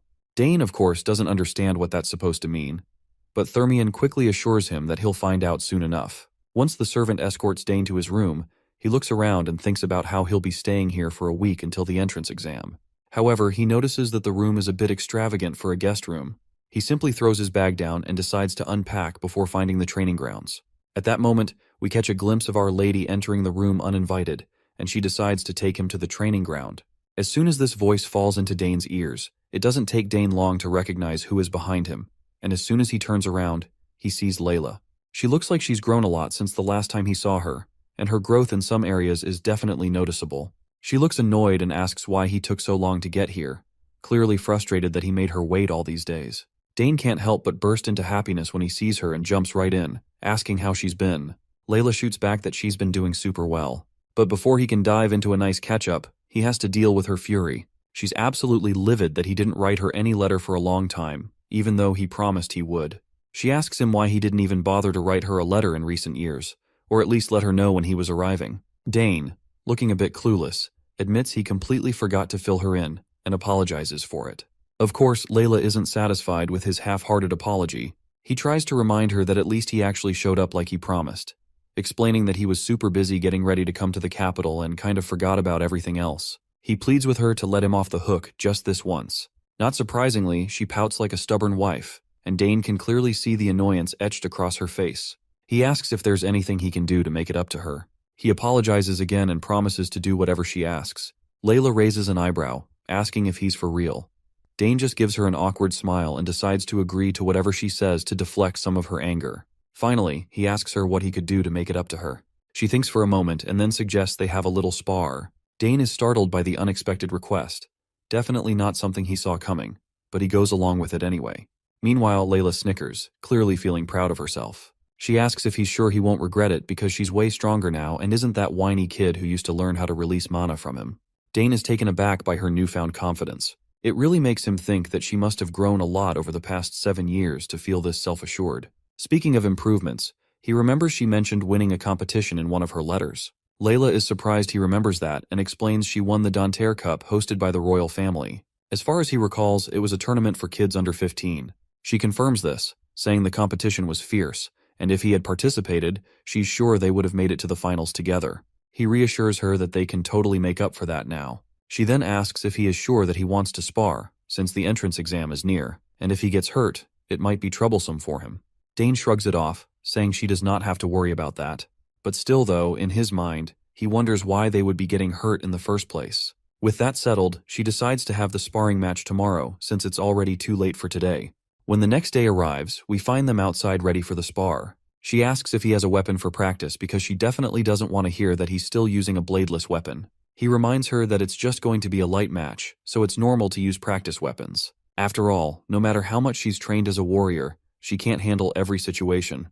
He asks her what she would do if she ended up getting hurt while sparring. She confidently tells him not to worry, because they have the best healer in the Empire right here in residence. But Dane raises a valid point, asking what if something serious happens before the healer can do anything. Layla stutters for a moment, trying to come up with a response. He tells her that if she wants to use a blade weapon, she should be prepared mentally for it. She wonders why he's making things so complicated when it's just going to be a little spar. Eventually she relents and agrees to use practice weapons. She instructs one of the servants to bring over some practice weapons. While the servant is fetching them, Dane looks at her and feels genuinely glad to see how confident she is. Just like the rumors say, it won't be long before she reaches the status of her two older brothers, who are both active knights. There's even a good chance that House Thermion might see its first female head of the family soon. Dane wonders if teaching her how to release mana was a huge turning point in her growth. It looks like this is true. As we peek into Layla's thoughts, we discover that she feels grateful to him.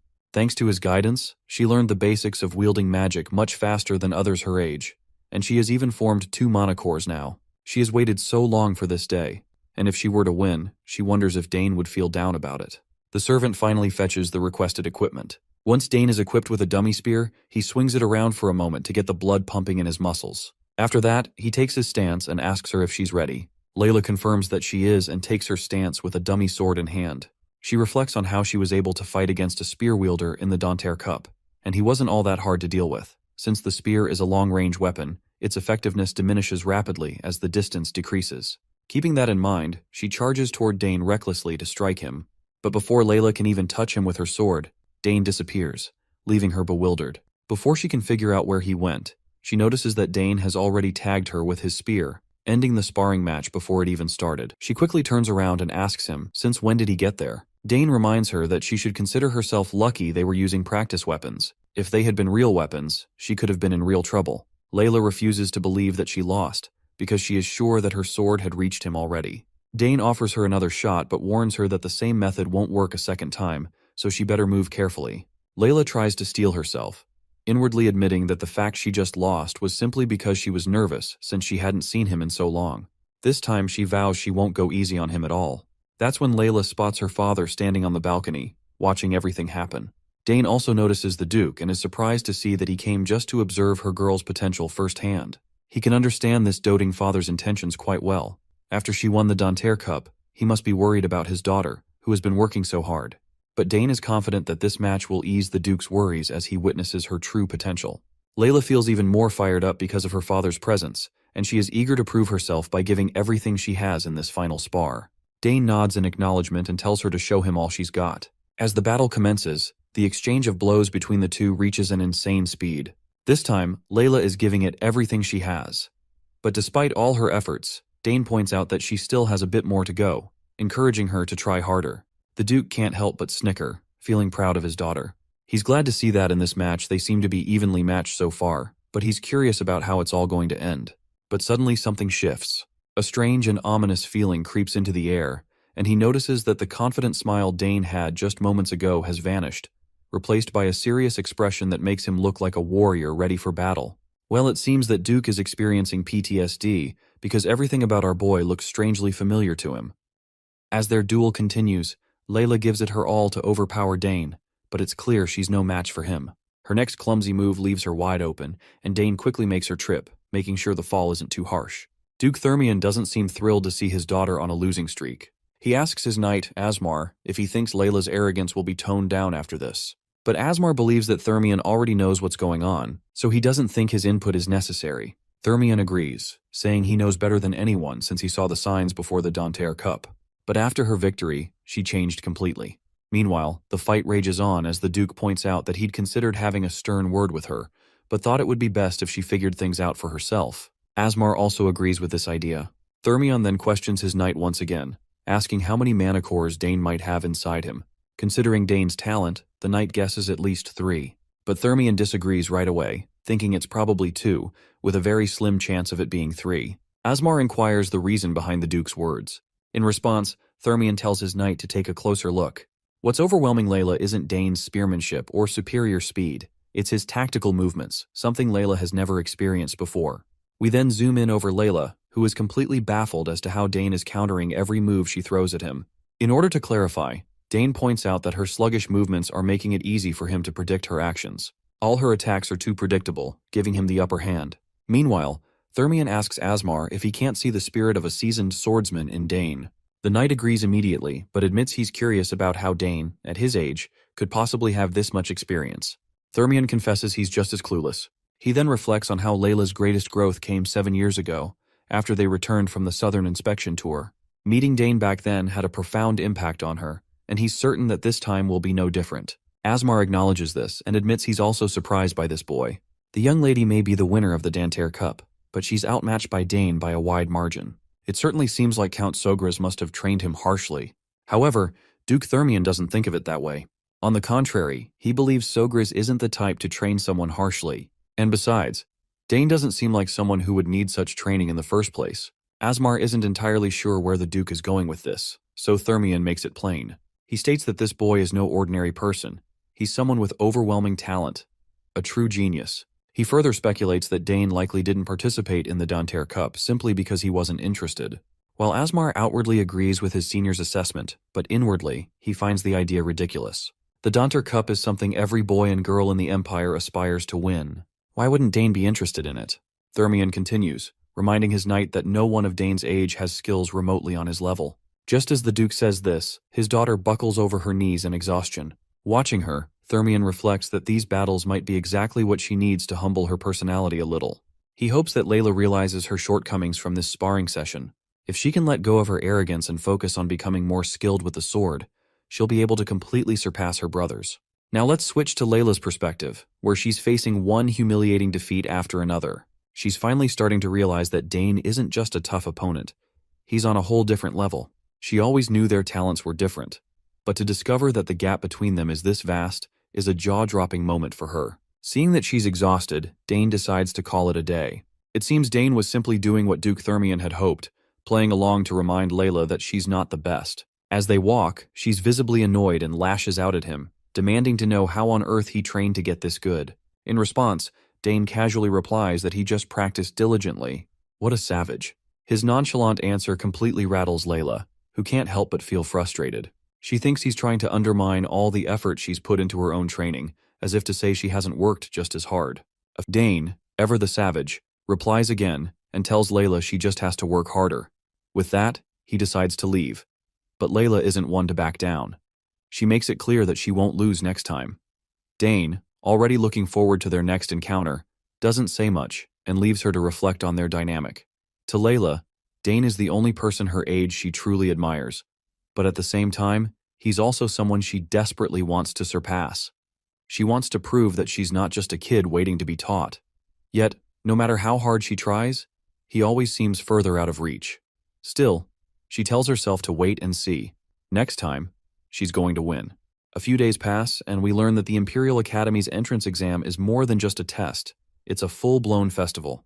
Talented individuals from all corners of the Empire flock to the capital, bringing their families and attendants along. This results in thousands of people pouring into the capital at once. This year, around 6,000 applicants signed up for the exam. There were no prerequisites other than paying the exam fee, making it accessible to anyone. However, the competition was fierce. Nearly 2/3 of the applicants didn't make it past the first test.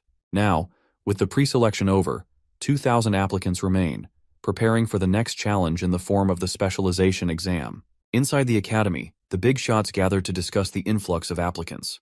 This year, over 2,000 students passed the first test, so things are bound to get busy. One of them asks how many will pass this time, and a lady responds confidently, 200 at most.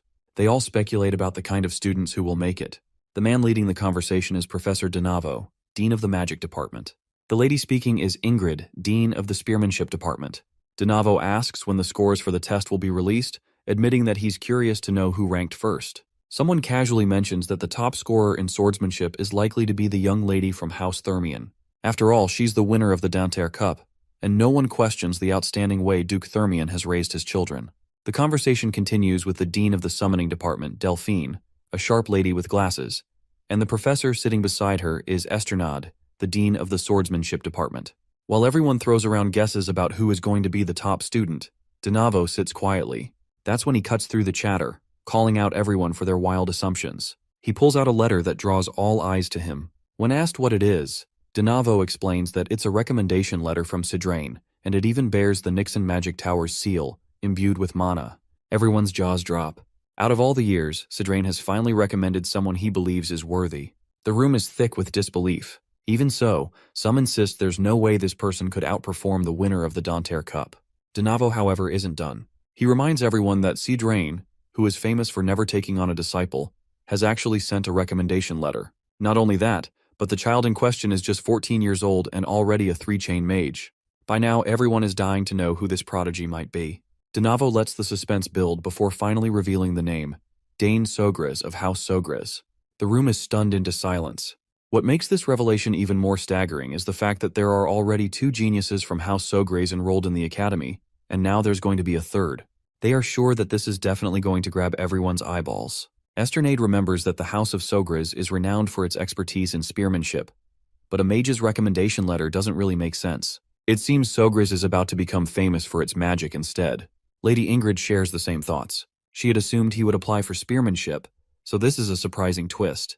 Denavo, on the other hand, is excited to see him join the magic department.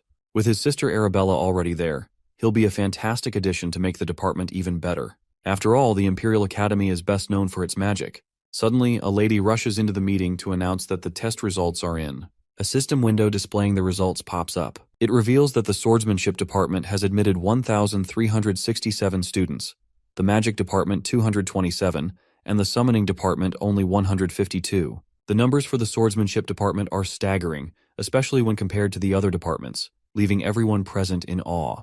Esternade feels smug, pleased with the large number of candidates joining his department. He's confident that our boy must be one of them as well. Every professor quickly scans through the results, eager to see which department Dane has landed in. But to everyone's dismay, his name doesn't appear in any of the departments. An old man in the room asks the reporter if there are any applicants who aren't listed. The reporter lady quickly replies that there's one application for the autonomous major. The mention of the autonomous major leaves everyone looking as if they've just swallowed a rock. Then the reporter drops another bombshell. Apparently, Dane Sogres scored the highest in the first test among 6,000 applicants. Once again, this news leaves everyone in awe, and one of them screeches in disbelief at the top of their lungs. Later, we meet Dane. It's already been a month since he arrived at the academy. Time has flown by, and it feels like his sparring session with Layla was just yesterday. Yet, here they are, having already taken the first test and now waiting for the results. Thankfully, the test wasn't too hard. That's when Layla comes rushing to him, eager to share the result information that's on her mind. She can't wait to find out how he placed. Well, we already know he scored first, which is quite unsurprising for us, but it's a huge L for Layla, who is Dane's rival. She can't hide her frustration as she realizes she's been bested again. Dane, on the other hand, feels immensely satisfied seeing her face defeat once more. After all, he's determined to humble this feisty cat who thinks she's entitled to be the top student. Layla, still fuming, demands to know how he managed to study so well. Dane responds that he focused on past exam questions his sister had sent him. He adds that even with that, it was still a challenge, especially the military science section. Still, Dane had an advantage, especially since military science is something he's personally experienced on the battlefield in his previous life. Layla, however, can't wrap her head around why 14-year-olds are being tested on war strategy and military politics. Dane just rubs salt in her wounds by casually stating that he found it fun. This sets Layla off, leaving her with an even more dramatic reaction. She glares at him and questions if he's hit his head or something.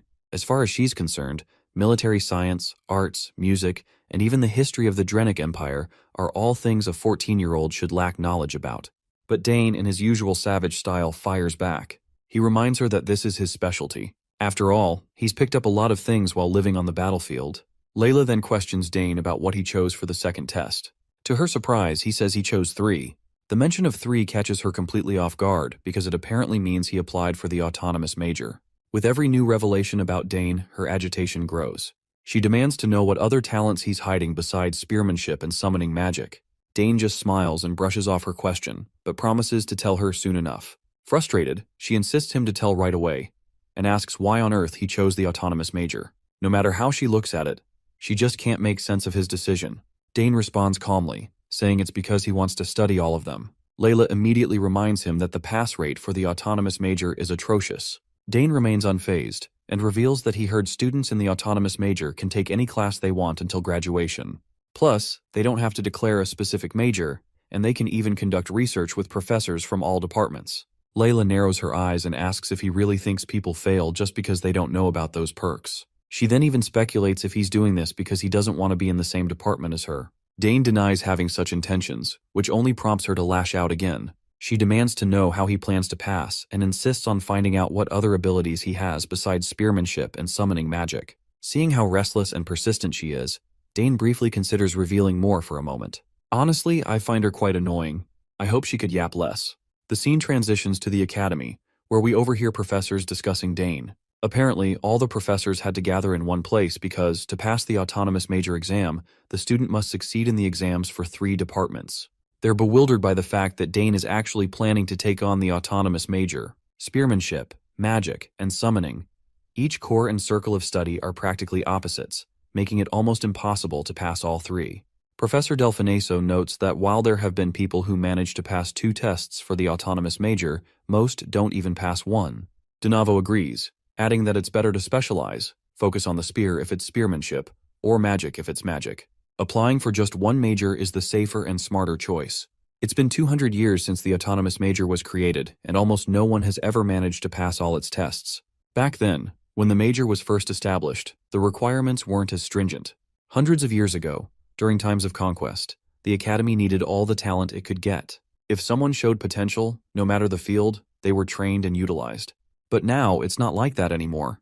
The requirements have become tougher and tougher over time. Applicants now prefer to excel in one skill rather than be mediocre in several. One of the professors then questions why this major even exists, especially since it's a department that no one applies to or passes. Donavo reminds them that it's a symbol, a mark of prestige reserved for only the best talents in the empire. Delfineso notes that it's not all that important anymore. It has declined to the point where it practically exists in name only. Donavo adds that he looked into the records and discovered that in the past 1,000 years, only 2 people have ever passed. One dropped out, and the other was the previous emperor. Hearing this, Professor Ingrid remarks that unless someone is a true genius, even passing the autonomous major is impossible. Delfineso then points out that since Dane is the youngest child of the war hero Arkan Sogres, he's not from an ordinary house. She admits she's looking forward to seeing what he can do. The professors also entertain the possibility that Dane could just be an arrogant punk. If they go easy on him, there's a chance he might somehow pass. But with their positions as professors, they can't afford to half-ass it. Whatever the case, Donavo is intrigued. If Dane is a punk brimming with so much confidence that he'd dare to challenge a symbol of the academy, he wants to see it for himself. The time has finally come, and we find ourselves at the second exam location. As Dane stands before the professors, he introduces himself by name and states that he applied to the Imperial Academy's autonomous major program.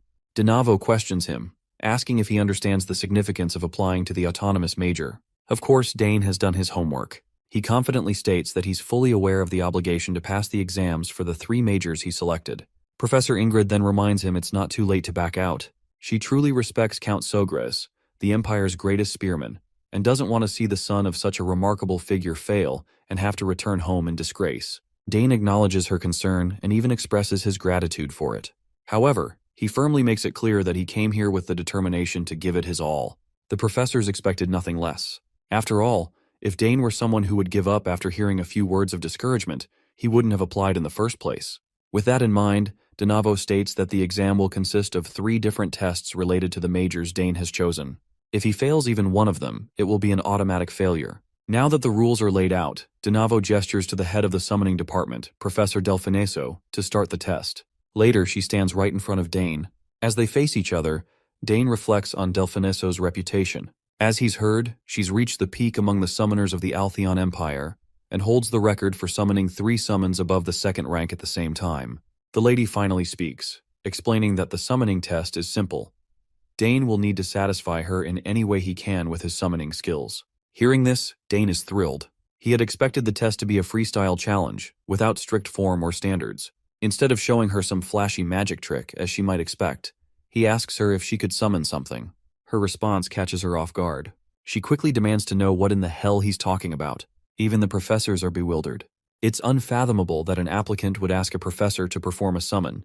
This also sparks their curiosity about what Dane is thinking and planning. Since he doesn't have a mark, Donavo had assumed Dane would talk about the theory behind summoning, but now he speculates that Dane might be using this opportunity to witness an actual summon. Although Delfineso doesn't like this brat ordering her around, she's willing to fulfill his request. However, she makes it clear that this isn't something he gets to see often, so he'd better keep his eyes wide open. With that, the lady begins her summoning magic, and as the massive spell takes form, everything around them starts to scatter from the heavy pressure. Even the professors are left in awe when they finally see the beast she summons, known as the Mad Summon, Eaterarch. One terrifying roar from the monster is enough to make everyone question their life choices. According to Dane, this creature is the most vicious among the third-rank summons, and it's famous for attacking anyone it sees, other than its summoner. Dane honestly hadn't expected to witness something like this, considering this is just the entrance exam. But now it seems like things are going to get a bit more interesting. Now that she's done as he demanded, Delfineso tells Dane to show her whatever it is he was planning to do. The spectators of the test are also in awe because even among the fourth-ranked creatures, Eaterarch is the most vicious. Even if several dual-class knights attacked it at once, they'd have trouble defeating it. Even Professor Ingrid has no idea why Delfineso summoned something as massive as this. Meanwhile, Dane simply continues to step forward toward the monster, which causes Delfineso to panic. She quickly warns him to back off immediately because if he gets too close, it's clear the beast will attack. But Dane ignores the warning, and after getting dangerously close to the monster, he simply says he's just trying to prove his capabilities as a summoner. Delfineso acknowledges this, but she didn't tell him he had to jump into the raging fire to prove himself. But Dane simply extends his hand, reassuring her that she doesn't have to worry about that. With one commanding gesture and a few words exchanged with the beast, this giant monster, which had once seemed so terrifying, suddenly bows down, behaving like a docile pet, and submits to Dane's command. This is an absolutely jaw-dropping moment for everyone, while Dane just keeps petting that terrifying creature like it's a stray cat. The owner of the monster, Delfineso, reacts just like everyone else. You see, there's no way to tame the vicious Eaterarch so easily. That's when she suddenly notices the mana thread connecting to Eaterarch. Although the color is pale and it's not a complete subjugation, it completely erases Eaterarch's hostility. What they're witnessing is happening right before their eyes, but they still can't quite believe it. Delfineso wonders if Dane analyzed the mana thread in an instant as he approached Eaterarch, then created a similar mana thread to connect it to himself. Since Dane doesn't have a mark, that would be the best method for him to use as a summoner. She realizes that what this boy has is an incredible talent, something that even surpassed the praise she received from her own teachers long ago. With such a gift, she wonders just how great his future will be. She finally steps forward and reminds Dane that this is more than enough to assess his skills. She commends him for his strong courage, cold judgment, and solid fundamentals before officially giving him a pass. This is truly jaw-dropping for the other two professors, a rare sight they don't see often. Later that night, when Dane returns to Duke Thermian's palace, he fills Layla in on his experience. She's absolutely boggled to hear that the test ended in just 20 minutes. As much as she hates to admit it, she begrudgingly acknowledges that with this achievement, he's now the top student. But Dane quickly reminds her that she's the one who scored first place in the swordsmanship department, so technically, she's also a top student. Of course, Layla refuses to accept the title for obvious reasons, and all she can do is sulk in frustration. Dane tries to cheer her up, reminding her that her father even hosted a party to congratulate her on passing. But Layla just can't get over the fact that the gap in talent between her and Dane is impossibly vast. To her, Dane feels less like a rival and more like an unstoppable natural disaster. She eventually walks off without saying anything. Later, Dane finds himself face-to-face with Duke Thermian, who advises him to let her be if she wants space. But Dane believes that letting her sulk might not be the best thing for her. However, the Duke reassures him, stating that there's nothing to worry about as Layla will overcome it in time. The Duke then changes the subject, asking if he has informed his father about his success in the test. He's certain that Count Sogris would be incredibly proud to hear the news. Our boy confirms this, revealing that everyone back home was indeed very happy. The Duke smiles and reminds Dane that entering the autonomous department is no small feat. He mentions how even those at the academy were surprised by Dane's achievement. Now that the exams are over, the Duke advises him to rest and prepare for enrollment. Dane thanks the Duke for his care and guidance. Thermian then brings up another matter, asking if Dane has thought about what he plans to forge. Our boy replies that he's considering crafting a sword, though he hasn't fully decided yet. When the Duke asks him why he's hesitant, Dane explains that his body hasn't fully matured yet. On top of that, he's not entirely sure what kind of sword he wants. He plans to take his time and think it through carefully before placing his order, since this is an opportunity he simply can't waste. Themroyn is quite amused to hear this. Suddenly, the butler appears and informs the Duke that the madam wants to see him. With that, he walks away, leaving Dane to reflect on how the Duchess's illness hasn't changed, and it's been the same for years. Just then, Layla unexpectedly shows up and shares that fortunately, her mother hasn't gotten worse, but she also hasn't improved either. It's been the same for a few years now. Dane feels pity for her, especially since he's never seen a family member so sick. He doesn't dare to say he understands how Layla feels about it. 2 days later, we find ourselves back at the academy. The host greets all the freshmen of the Imperial Academy and introduces himself as the academy's headmaster, Arkwald Homet. He praises the new students who have made it to this prestigious position after enduring fierce competition. He believes the future of the Empire is very bright and that everyone standing here is a talent of the Empire. Among the new students this year, there seem to be many particularly outstanding ones. But there is also an extraordinary student among those outstanding individuals, someone who passed the autonomous major exam. Including this newly qualified student, there are only 2 people who have passed it in the last 100 years. The student in question passed the autonomous major exam by receiving unanimous approval from the 3 deans of the magic, spearmanship, and summoning departments. Everyone goes absolutely wild upon hearing that someone passed the autonomous major test, something they could hardly fathom. The headmaster then calls the top student, Dane Sogras, to step forward. Dane walks towards the stage with full swag while the crowd goes wild, amazed that this young brat is the one who passed the autonomous major exam. Everyone in the crowd is talking about Dane and the Sogras family, and among them is Count Sogras himself, accompanied by other family members. Duke Thermion, standing nearby, is quite smitten as he compliments Sogras for raising such an extraordinary child. He feels disappointed in himself, thinking that he's achieved absolutely nothing after raising 2 sons. His daughter is entering the academy, but neither of his sons even bothers to show up. The eldest is off on a mission, and the second ran away. On the other hand, Sogras has everything turned around with his 2 daughters, and Thermion can't help but feel a bit envious. As he looks at his daughter, he feels quite dejected and sorrowful. He regrets that her mother couldn't be here to witness her special day. While Dane stands in the spotlight, all eyes glued to him, Delfiniso quickly asks Dane's sister if Dane had always gotten along with her summons from a young age. Her sister responds quickly and positively, as though the answer was obvious. Delfiniso had expected this response and is now even more certain that Dane has an innate friendliness, something he's likely had since birth. Delfiniso reflects on the situation, thinking that Dane is a rare case. He is far better than most summoners, despite lacking any visible sign of a summon. The sister then wonders aloud if Dane's high level of friendliness would allow him to summon creatures from beyond the horizon. To understand this question, a bit of context is needed. Beyond the horizon refers to another world, one from which summons once came. The link to that world had been lost over 100 years ago.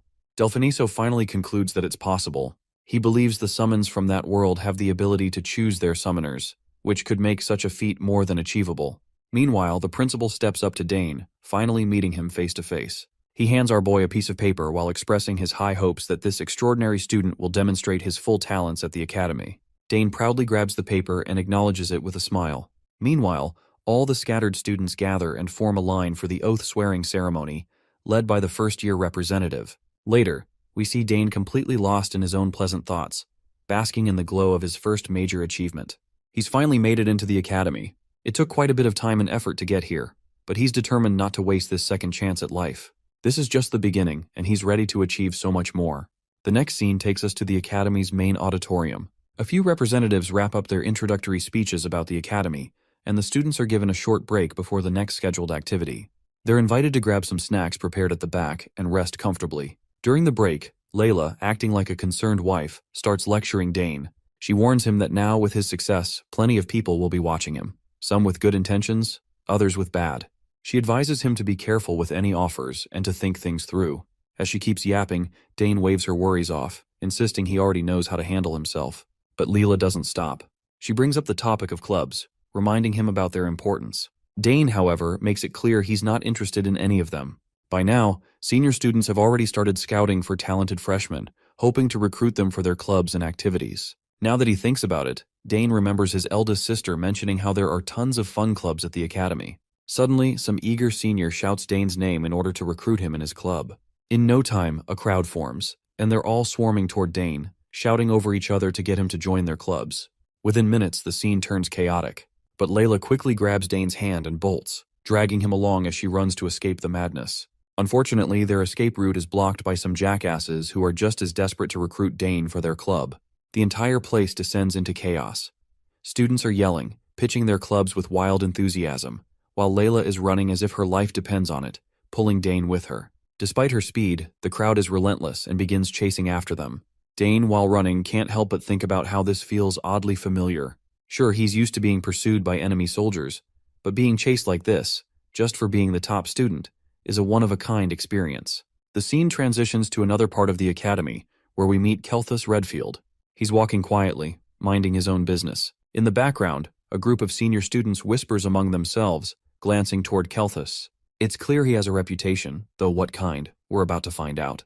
Apparently, Kelthus has returned from his position as the commander of the Imperial Knights and immediately took on a role as a professor. He's revered as one of the best, most amazing professors at the academy, though Kelthus does not want to be a role model teacher at all. From this point onward, his worries are going to increase because his life of comfort is about to end, all because there's a new student in the autonomous department for the first time in decades. Until now, Kelthus had it easy. He could casually write papers and still achieve decent results. But now, he'll have to prepare actual classes. The perspective shifts to Kelthus himself, who's quietly thinking it's about time the freshman orientation wraps up. It seems he's not thrilled about someone joining the autonomous department, and what annoys him the most is that someone had to join the department when he is acting as head of the autonomous department. Soon he notices Dane standing just outside his office. He calls out to him, surprised by how early Dane has arrived. Our boy does not forget his manners and greets his professor respectfully. Once they settle into the office, we get a glimpse of Kelthus's inner monologue. He's clearly irritated. He worked hard to get to this position, all so he could enjoy some peace and quiet. Teaching students was never part of the plan. If he wanted to instruct someone, he'd have stayed in the Night Order. He's had enough of that. Anyway, now that there's no turning back, Kelthus turns to Dane and asks why he chose to apply to the autonomous department. To which, our boy simply responds that he simply does not want to be bound to a particular field. Kelthus follows up by another question, asks if he plans to choose a specific field later. Dane responds positively, agreeing that he'll eventually pick something, but for now, he doesn't want to miss out on the great opportunity to study in the autonomous department. Kelthus looks a bit annoyed, as it seems like if this continues, he'll be stuck teaching Dane. But then, a glimmer of hope sparks in his mind when he remembers that Dane didn't take the swordsmanship test. The fact that this student skipped the test means he's not confident in that area. Kelthus sees his chance and asks our boy if he knows anything about swordsmanship. Of course, this catches Dane off guard. The question is completely unexpected, and he's a bit puzzled. Kelthus quickly clarifies that he's not trying to insult him, but as a student in the autonomous department, and with him being the professor, he believes Dane should know something about swordsmanship. It's a strange request, and Dane can exactly tell that his teacher isn't exactly thrilled to see him here. So, Dane keeps it simple and straightforward, telling his teacher that he's not interested in swordsmanship.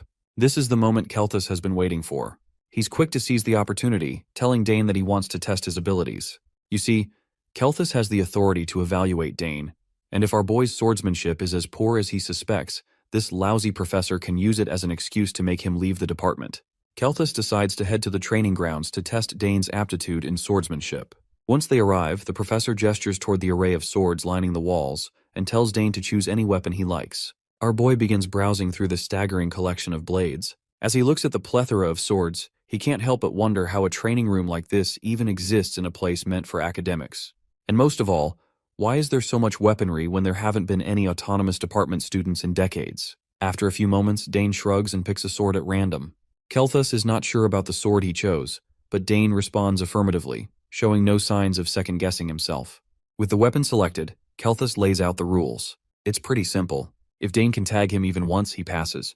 To make it easier for his student, Kelthus imposes a restriction on himself, which is that he won't move more than 2 steps during the bout. Dane agrees to the terms without hesitation, and the two of them take their positions, facing each other to start the round. Kelthus feels relieved as well as concerned. He's relieved that Dane accepted the conditions so readily, but at the same time it's unsettling. Dane didn't hesitate at all, almost as if he's confident he'll win. Once the match begins, Dane dashes straight toward Kelthus. He swings the blade in an attempt to tag his teacher, but Kelthus easily sidesteps out of the way.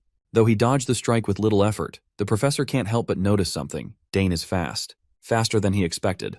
For a moment, he starts to believe that maybe this boy really is qualified to be an autonomous student. But there's no time to dwell on that thought. Dane presses on with relentless swings, each one more precise than the last. At one point, Kelthus finds himself mere inches away from being tagged, and the realization sends a chill down his spine. When Dane swings again, Kelthus is forced to draw his own sword to block the attack. If he'd moved even a fraction of a second slower, the match could have ended right there, and not in his favor. What's more surprising is Dane's swordsmanship. It's unconventional, almost wild, but undeniably effective. Kelthus is now convinced that this boy might actually know how to wield a sword. It's clear that this isn't just beginner's luck. Dane is unpredictable, and that makes him dangerous. After this rapid round, Dane steps back, breathing heavily. Kelthus watches him closely, and something about our boy's stance leaves him bewildered. It stirs a memory of a swordsman he once saw on the battlefield. What puzzles Kelthus the most is that Dane's posture isn't the polished, textbook-perfect stance of a Knight Order soldier or a noble house swordsman. It's rough, unconventional, something born out of raw experience rather than formal training. But there's no time to dwell on it. Dane charges again, and their blades clash once more. The speed at which they're exchanging blows is astonishing. Their movements blur into silhouettes, the clashing steel ringing out in a wild symphony. Kelthus can't believe what he's seeing. None of this makes sense. This wasn't something he expected. Not in his wildest imagination. He's a Hexa-class swordsman, one of the most elite, yet here he is, having to concentrate a significant amount of mana just to keep up with a 14-year-old kid. It's both frustrating and thrilling, a testament to Dane's potential, but also a challenge Kelthus never thought he'd face in a simple evaluation. He even starts to flinch on his feet, despite his best efforts to stick to the two-step restriction he promised. Each swing from Dane feels heavier, and the way our boy fights tugs at something in his memory. It's oddly familiar. Kelthus's mind flashes back to the battlefield, where he once faced a lone knight with the same wild, unyielding energy. He remembers how shocked he was to see such a courageous warrior, someone who fought with reckless abandon, showing no allegiance through coats of arms or flags.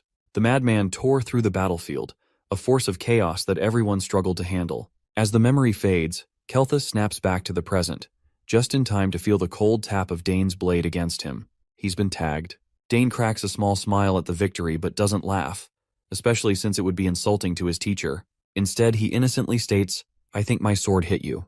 As much as Kelthus hates to admit it, a promise is a promise. He gives Dane a reluctant pass. Meanwhile, Dane finally relaxes as well. It was no easy feat keeping up with Kelthus.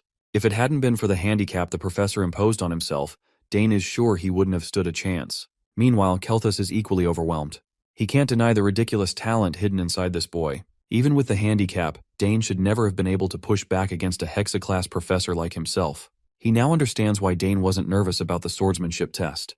With this kind of talent, it's no wonder. He turns to Dane and asks him why he didn't apply to the swordsmanship department instead. Dane replies simply that he thought his family would be sad.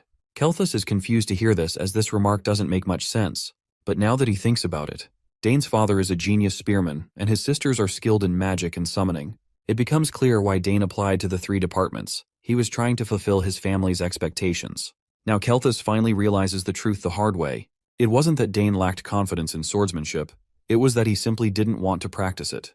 With the evaluation over, our boy gets the permission to leave. He bows his head respectfully, thanks Kelthus, and quietly exits. As the professor watches him go, a harsh reality dawns on him that his plan to chase this boy away and continue his comfortable life has failed.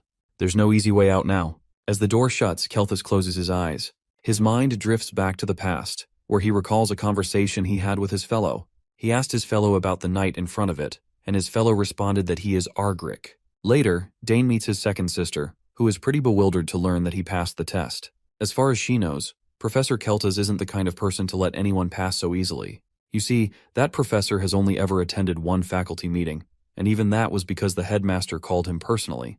He absolutely hates being bothered. Basically, he does whatever he wants.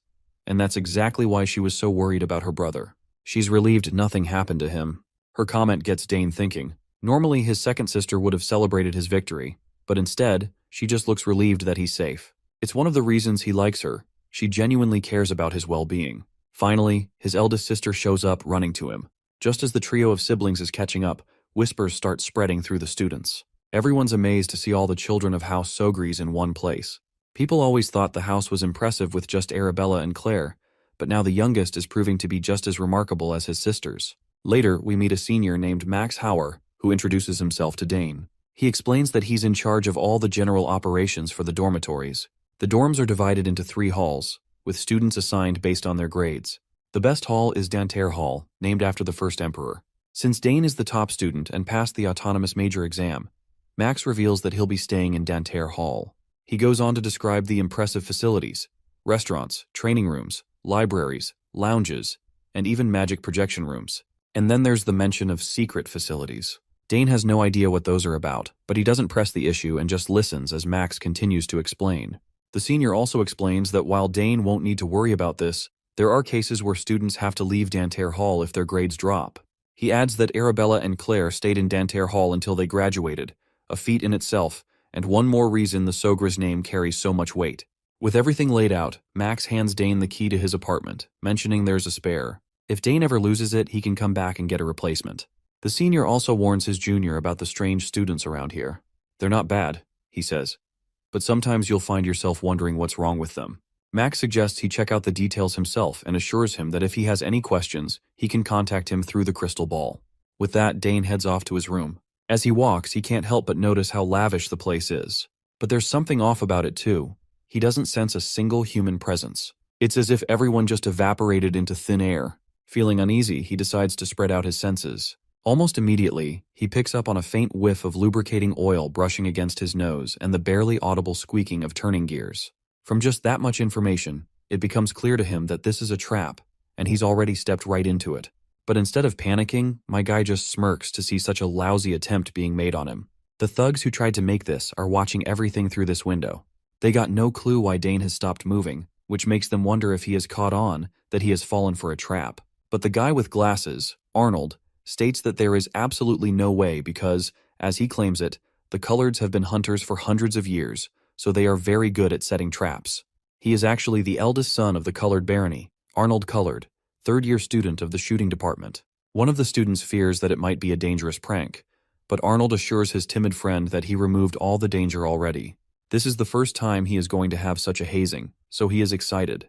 But some of these guys are not sure if picking on someone from House Sogries is a good idea. Arnold just reminds them that they all have gone through tremendous hazings, so he just looks forward to this one, and he is sure that Dane is going to end up a complete mess. One of the female students, Priscilla Nerial, a fourth-year student in the theology department from House Nerial, raises a concern. Since he's the top student and autonomous, she worries this hazing won't be like previous ones. Not to mention both of his sisters are geniuses, and if he's an autonomous student, he'll be an even greater genius. Some are even doubtful about whether the traps they've set will work.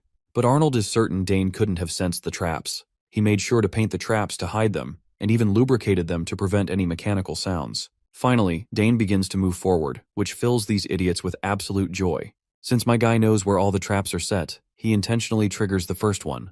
A water balloon descends, but Dane, who already expected this to fall, obliterates it with a mana bullet. Then comes the next trap, a smelly one with a truly horrendous odor. Arnold is losing his mind, unable to believe Dane has found all the traps. He insists it's just a coincidence. Priscilla Neriel isn't so sure that it's just a coincidence, but Arnold assures her he placed the easy traps at the beginning as an appetizer, saving the big one for last. He's confident Dane will fall for it. While his other two friends decide to have a little faith in Arnold's traps, Priscilla remains skeptical, and just as expected, my guy trudges through these traps like they're nothing, ready to face whatever comes next.